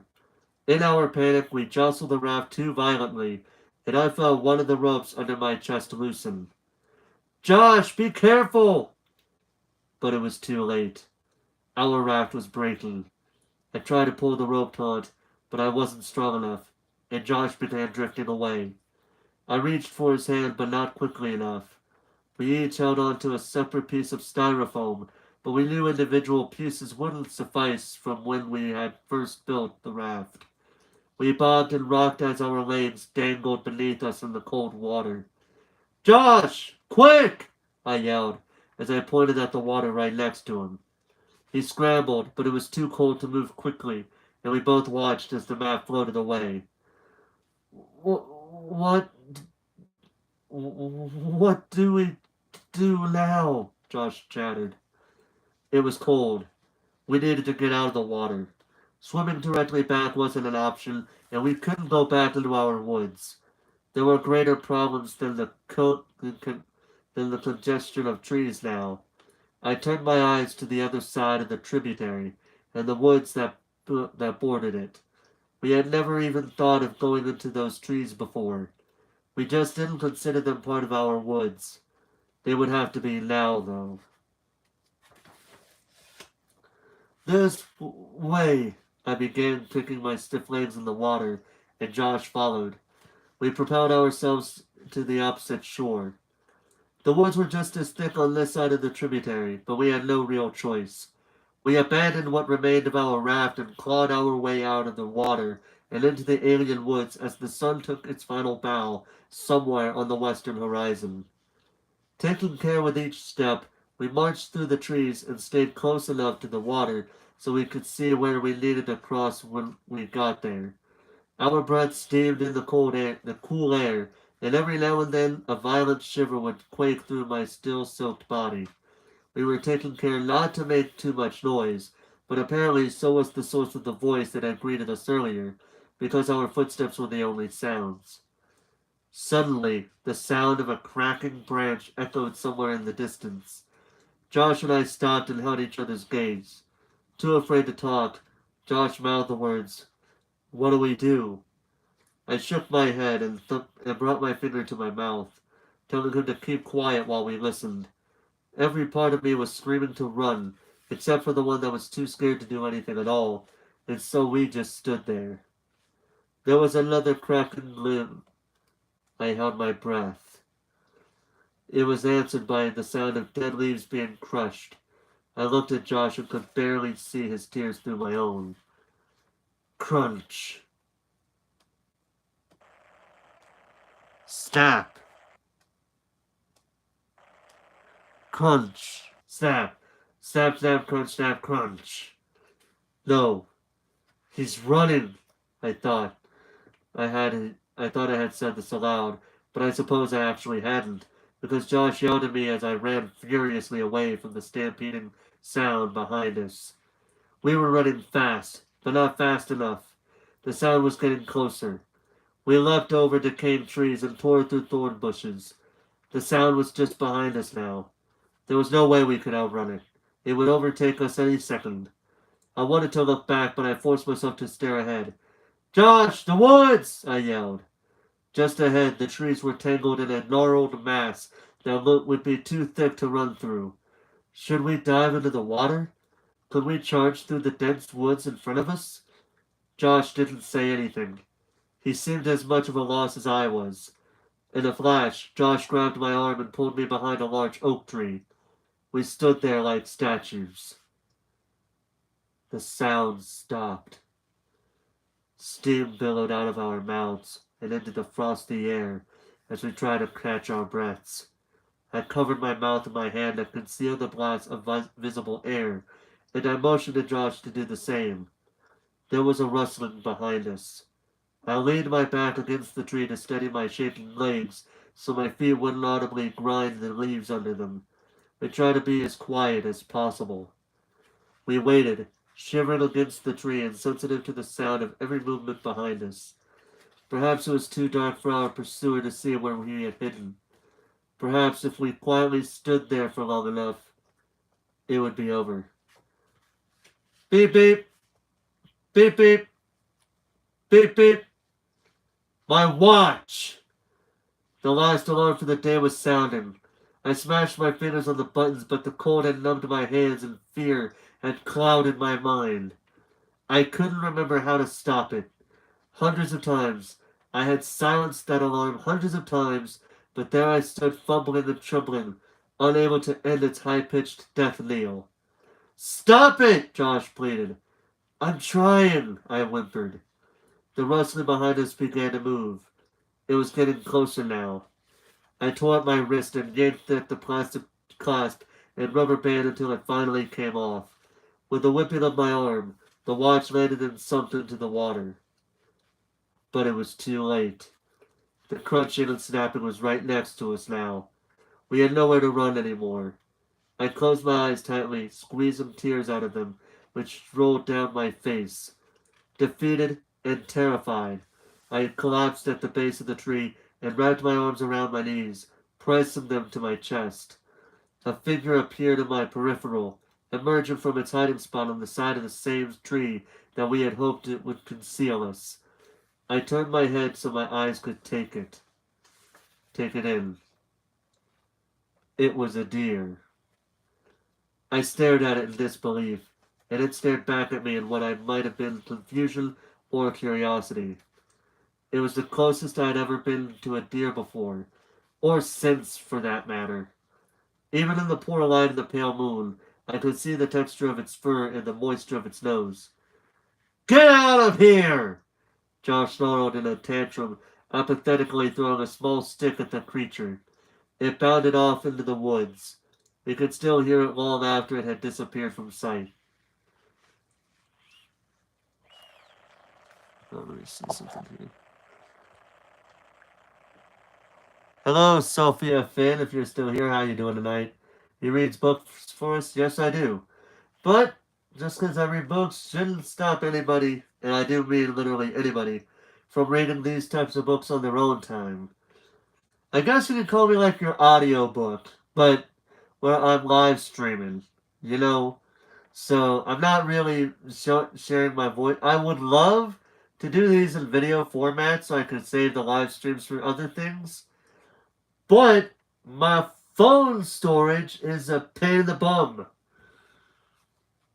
Anyway, moving on. We trod through the woods, moving as the dead might move. Exhausted by both fear and the winter air, we didn't speak another word until we had arrived at the point from which we had departed. Only now we were on the opposite side of the water. The tributary was narrower here, but neither of us wanted to get back into the water to cross. Josh asked me what I thought we should do, but I didn't respond.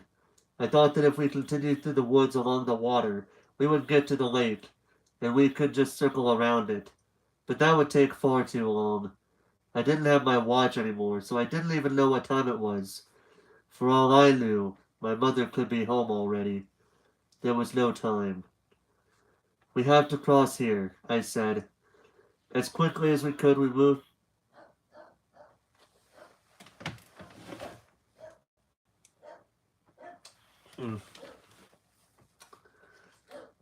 Sorry, a dog in the background's barking.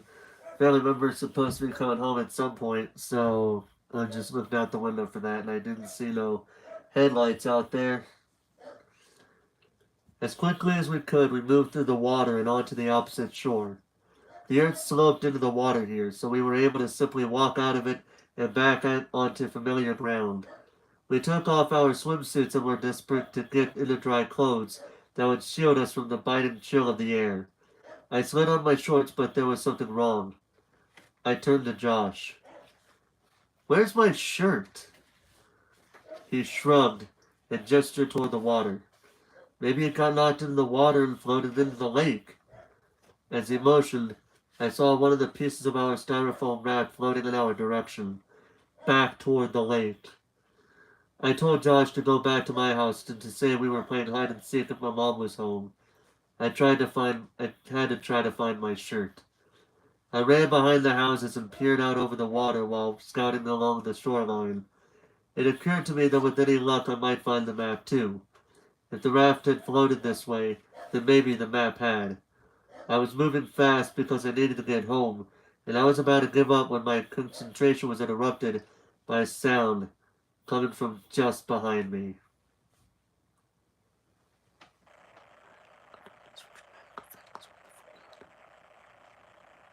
"Hello." I whipped around. It was Mrs. Maggie. In the porch light, she looked incredibly frail, and the usual warmth that wrapped her manner seemed to have been snuffed out by the chill. I couldn't remember ever seeing her without a smile, and so her face looked strange to me. "Hi, Mrs. Maggle? What?" "I said Mrs. Maggie, and I say Mrs. Maggle. What is wrong with me?" "Hi, Mrs. Maggie." "Oh, hi, Chris." The warmth and smile had returned to her, even if her memories had not. "I couldn't see it was you in the dark there. What are you doing out so late? Just playing with a friend?" Now that my rapid movements had stopped, the cold had started to creep into me again, and I could feel my teeth chatter against themselves. I was beginning to feel weak. Each breeze seemed to drive the icy water on my skin through it and down to my bones. "Miss Maggie?" I thought for a moment and collected myself. "Mrs. Maggie, can I come inside? I just need a towel." My head began to swim. "Not right now, Chris. Your brother. How do I put this?" She seemed to search for the words, as I half-heartedly searched for my missing shirt and any scrap of paper that might be the map. She spoke out again at the same time I did, and her voice fell dully in my ear. "Mrs. Maggie, have you seen Alm's home?" I felt the world drop out from under me. Mom's home? Had she just said that? She was still talking, but I couldn't hear her anymore. I abandoned my search immediately and ran around the side of her house. I could hear Mrs. Maggie running through her house parallel to me.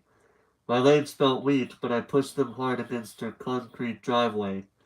My stomach twisted when I saw my mom's car in our driveway, but then I remembered that she hadn't taken her car. I thundered down toward the street and could hear Mrs. Maggie walking briskly across her frozen yard behind me, the ice-covered grass snapping and crunching beneath her feet. But I didn't look back. Instinctively, I ran around the house and went to the back door. I eased it open. I couldn't hear anything. No yelling, no talking, not a single sound. I slid into the bathroom that connected to my bedroom and cracked the door open. I heard Josh yell and I flung the door open the rest of the way. "You scared the crap out of me!" he protested. "Is my mom home?" "No." The tightness of my stomach relaxed and I could feel my whole body slump a little in relief. Had I heard Mrs. Maggie right? I suppose that it wasn't very surprising that she could be wrong about Mom being home when she had trouble remembering what my name was. Josh had already changed his clothes and was looking much more comfortable than I felt. I went into my closet, stripped the white clothes off, and put some dry ones on. I couldn't have been more than 5 minutes later than my mom came home.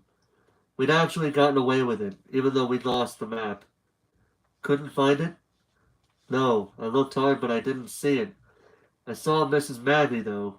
She called me Chris again. She's pretty scary at night. "Don't you ever make fun of her like that. Understand? Josh whispered in a mocking tone so that my mom wouldn't overhear. We both laughed, and he asked me if she had invited me in for a snack, joking that the snacks must be terrible since she couldn't even give them away. I told him that she hadn't, that I actually tried to invite myself in and been rejected, and he was surprised. As I thought about it, it really was surprising. Nearly every time we had seen her, she had invited us in for snacks, and here I had invited myself and she said no. But she had evidently thought that my mom was home, so maybe it wasn't so strange that she didn't want me to come in. The subject turned to what had happened in the woods. We discussed it at the lowest possible volume. We were no longer sure about what we had heard. When Josh mentioned the Roman candle, it occurred to me that the lighter I had taken on the raft might still be in my pocket. Even if we had gotten away with our secret mission, if my mom found a lighter in my pocket, the penalty would be severe. The fact that I had thrown my watch into the water and wanted to explain why I no longer had it was slowly presenting itself to my attention. But I subdued its nagging while I grabbed the shorts off the floor and patted my pockets. I felt something, but it wasn't the lighter. I squeezed it and felt it crinkle in my hand. From my back pocket, I removed a folded piece of paper, and my heart leapt. The map? I thought desperately, but I watched it float away. As I unfolded the paper, my palms began to sweat as I tried to understand what I was seeing. Drawn on the paper inside of a large oval were two faceless stick figures holding hands, one much bigger than the other. The paper was torn, so a part of it was missing, and there was a number written near the top right corner, either 15 or 16. I nervously handed Josh the paper and asked him if he had put it in my pocket at some point, but he scoffed at the idea. I put the question to him again, hoping he would change his answer, that he had just forgotten that he'd done it. He denied it again and asked why I was so upset. I pointed toward the smaller stick figure and what was written next to it. It was my initials. Josh kept talking, but I wasn't really listening anymore. My eyes were stuck on the piece of paper. I had to continuously and actively refocus my vision, which would blur as my mind meandered toward trying to make sense of it. I put the drawing in my collection drawer, and Josh went home the next day. I had always attributed the odd exchange with Mrs. Maggie to her being sick, the product of a mind too young to understand and a mind too old to remember. She was such a lonely woman, and although I was too young to appreciate that fully, there must have been some part of me that did, because I never went out of my way to correct her when she called me by the wrong name. That night was the last time I saw Mrs. Maggie. It was the last time her yard would be transformed into an Arctic kingdom by her poorly timed sprinklers. But as a kid, you just accept that people come and people go. That's just the way the world is. They have their own lives, and as they live them, sometimes that takes them out of yours. Only later do you look back and ask yourself, what happened? Where did they go? I didn't understand why Mrs. Manley had left. I didn't understand what I was watching weeks later when I saw men in strange orange biohazard suits carrying what I thought were black bags full of garbage out of her house, leaving the whole neighborhood blanketed in a faint but festering smell of decay. I still didn't understand when they condemned the house and boarded it up. But I understand now. I understand that I had simply gotten the warning wrong. I thought she had tried to alert me to go because my mom was home, but that wasn't it. I had heard what I'd been listening to.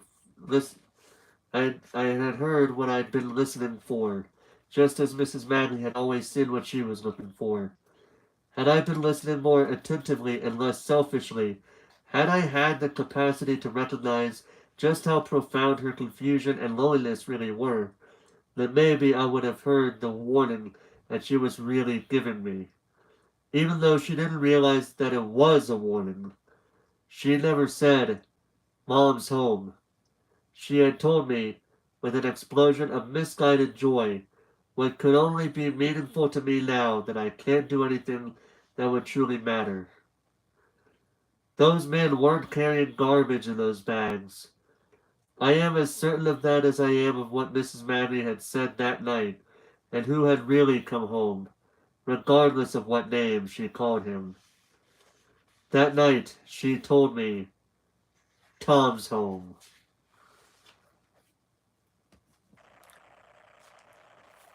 And with that, I am going to hold off the final two chapters, or sections, whatever you want to call it.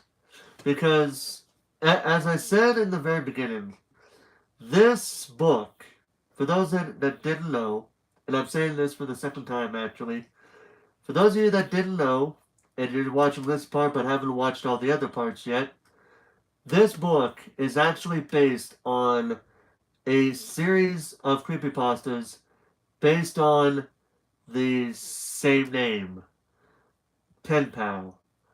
But the author of those creepypastas ultimately, as you can tell, wrote them in a book. Wrote it all in a book.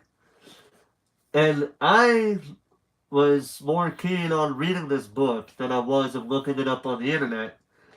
So I got the book, and so far, I'm loving it.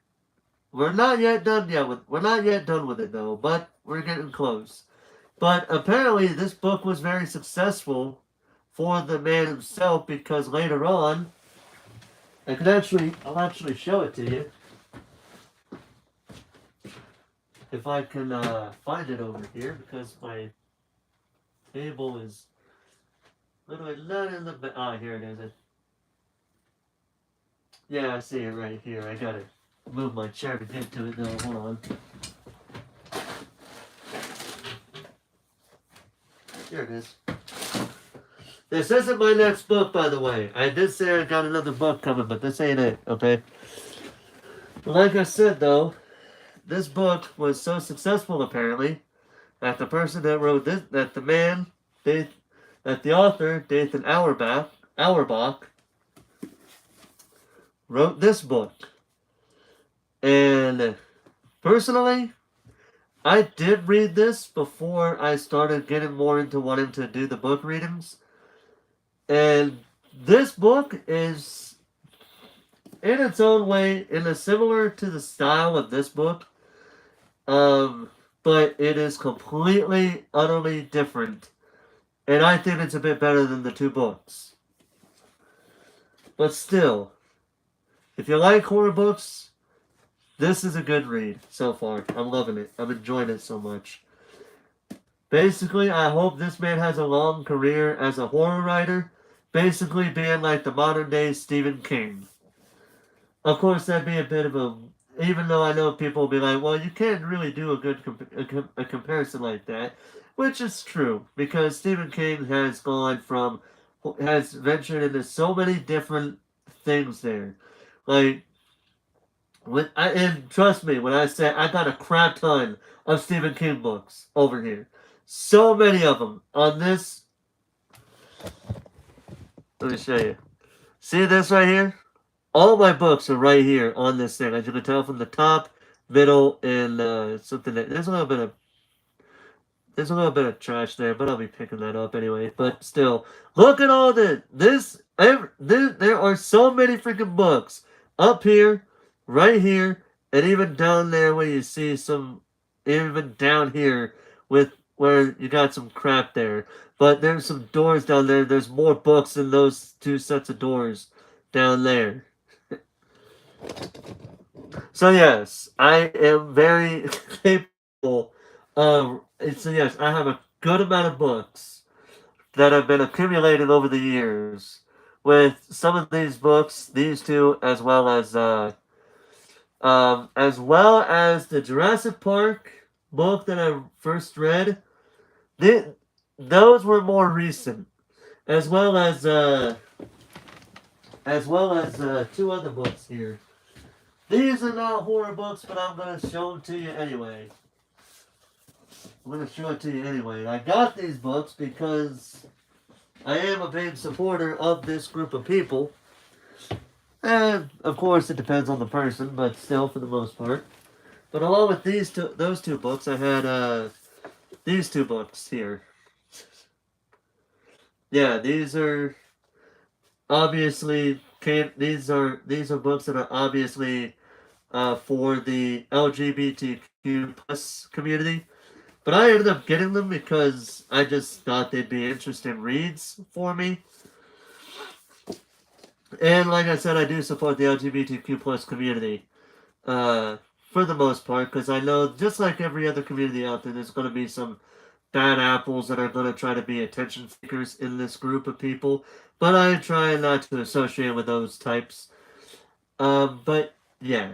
Anyway, um, yes, I actually don't read too much because of work. I read whenever I can, but I do enjoy reading books as much as I can for my own reasons. And actually, if you guys were remember, if some people were there, I liked a book called Loveless by Alice Oseman.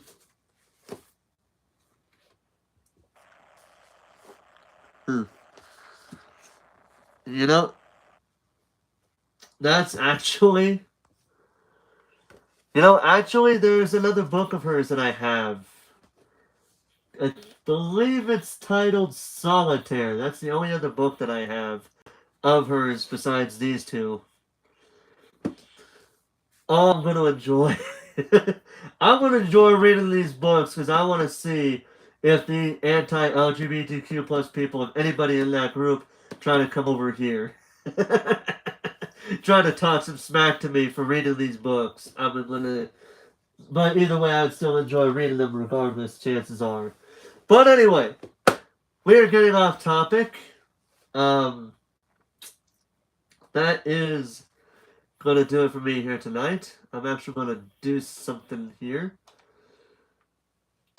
If anybody would like to partake in what is called a raid, so pretty much what a raid is where we go to another channel's stream and we basically raid them. I would have to do something here, and it's gonna suck trying to do this, but whatever. Thankfully, I could just take a very quick look at everything here. Well, I don't know if anybody is even live to begin with, and some of these stories have since some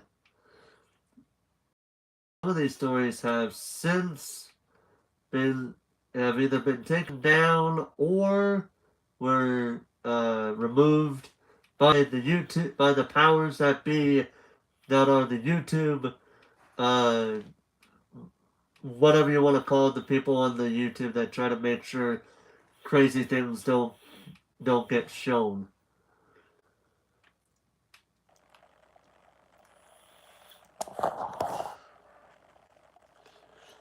Hmm. So let's take a look.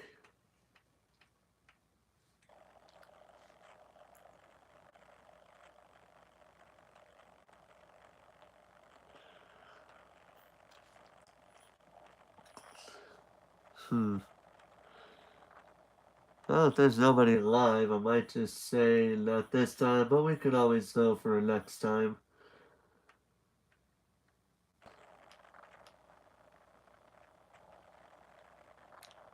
Hmm.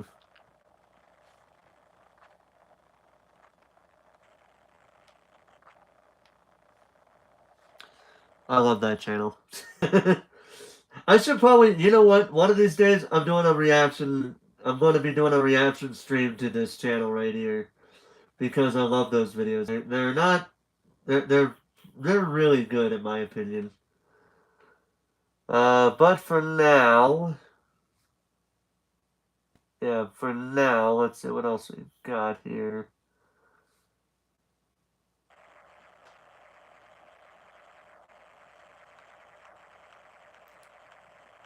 Do we even have anybody alive to begin with, or is everybody all just out here?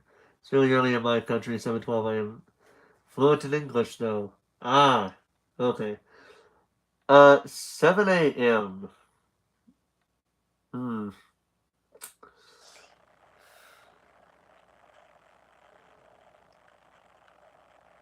Hmm. If there's nobody live, I might just end the stream then.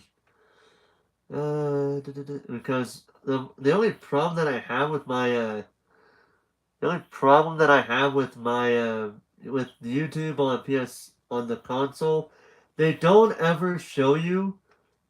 They don't ever differentiate those from recent videos to those who are at that moment currently live. So yeah, it's kind of a pain in the butt, but it is what it is.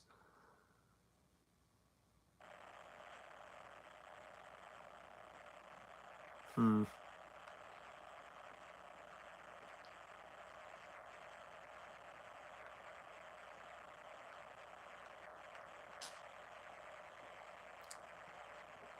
Hmm. Uh,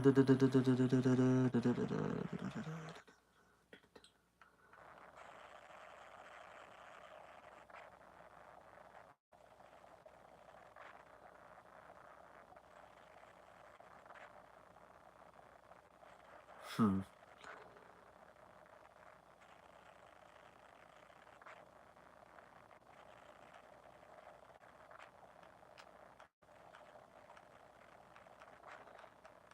Still trying to find somebody. If we even can. uh,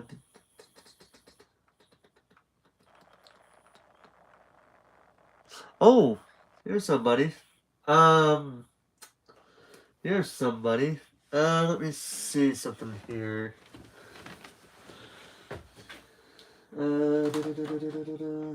My thing's dead, isn't it? Yeah, it's dead. Alright. So, whatever. Come on.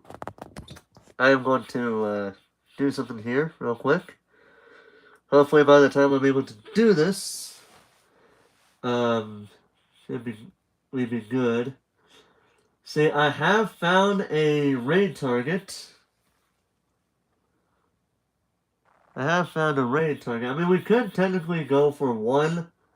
Because, see, like, because I got like two raid targets currently here. We have one that is playing Yoshi's Island, and we have another one playing Alien Isolation. So do we go for the kid? So we go? Should we go for the non-horror one, or should we stick with the horror vibe um and go for the person playing the horror game? Because I'm fine either way. Should we? So that's the big question. The big question: do we go for the Yoshi's Island or the Alien Isolation? Which I will go on record to say is, in my opinion, which is, in my opinion, one of, if not the greatest horror video game of all time. But definitely in modern times. Definitely one of the best of modern times. For sure.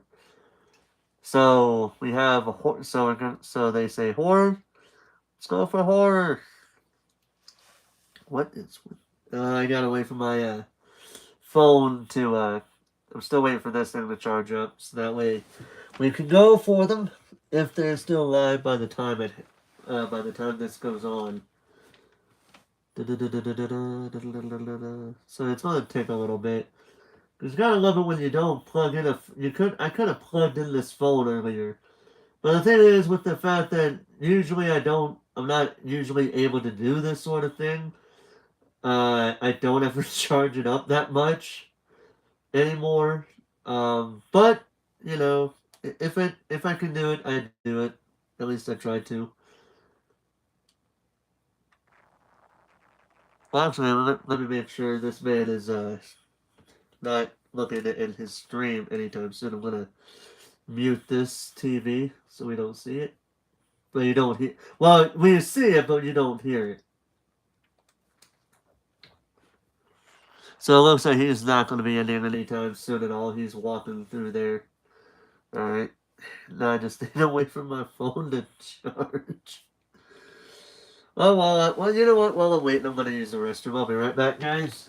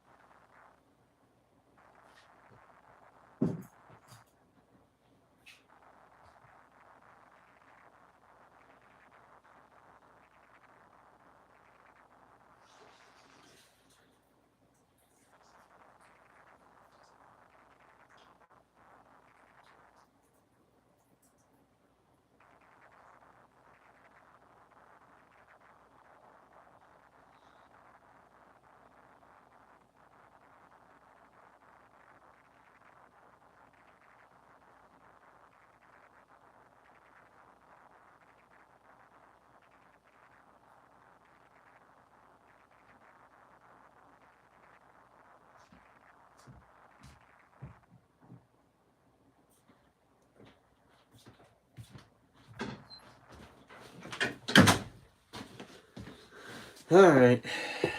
Let's see. I have a phone holding up. Nope, not yet. Alright. So I'm waiting for that to be done. So I have to put these 3 books back later. uh. Hmm.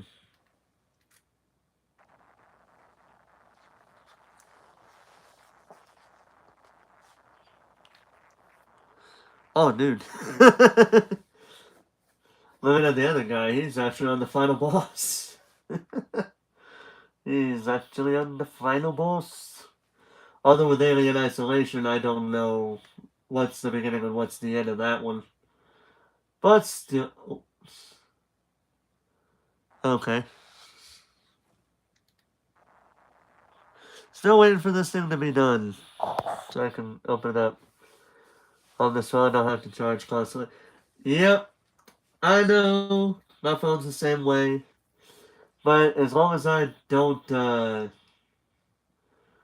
as long as I don't take too long with what I'm doing with my phone, it can hold its own pretty well as in its own right.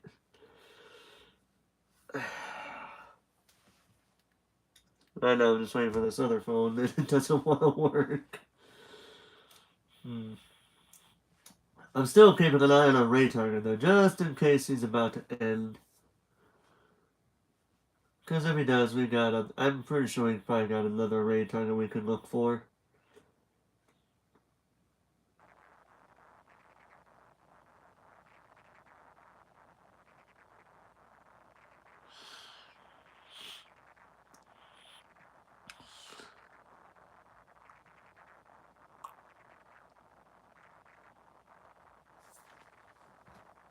Oh, there it is. It's coming back on now. There we go. Coming back on. Give it a second. Alright, here we go. Alright. So. Yes, I know. Low power mode, blah, blah, blah. Whatever. Alright, so. We're going to go ahead. And I'm going to go ahead in the stream here. We are going to go for a raid.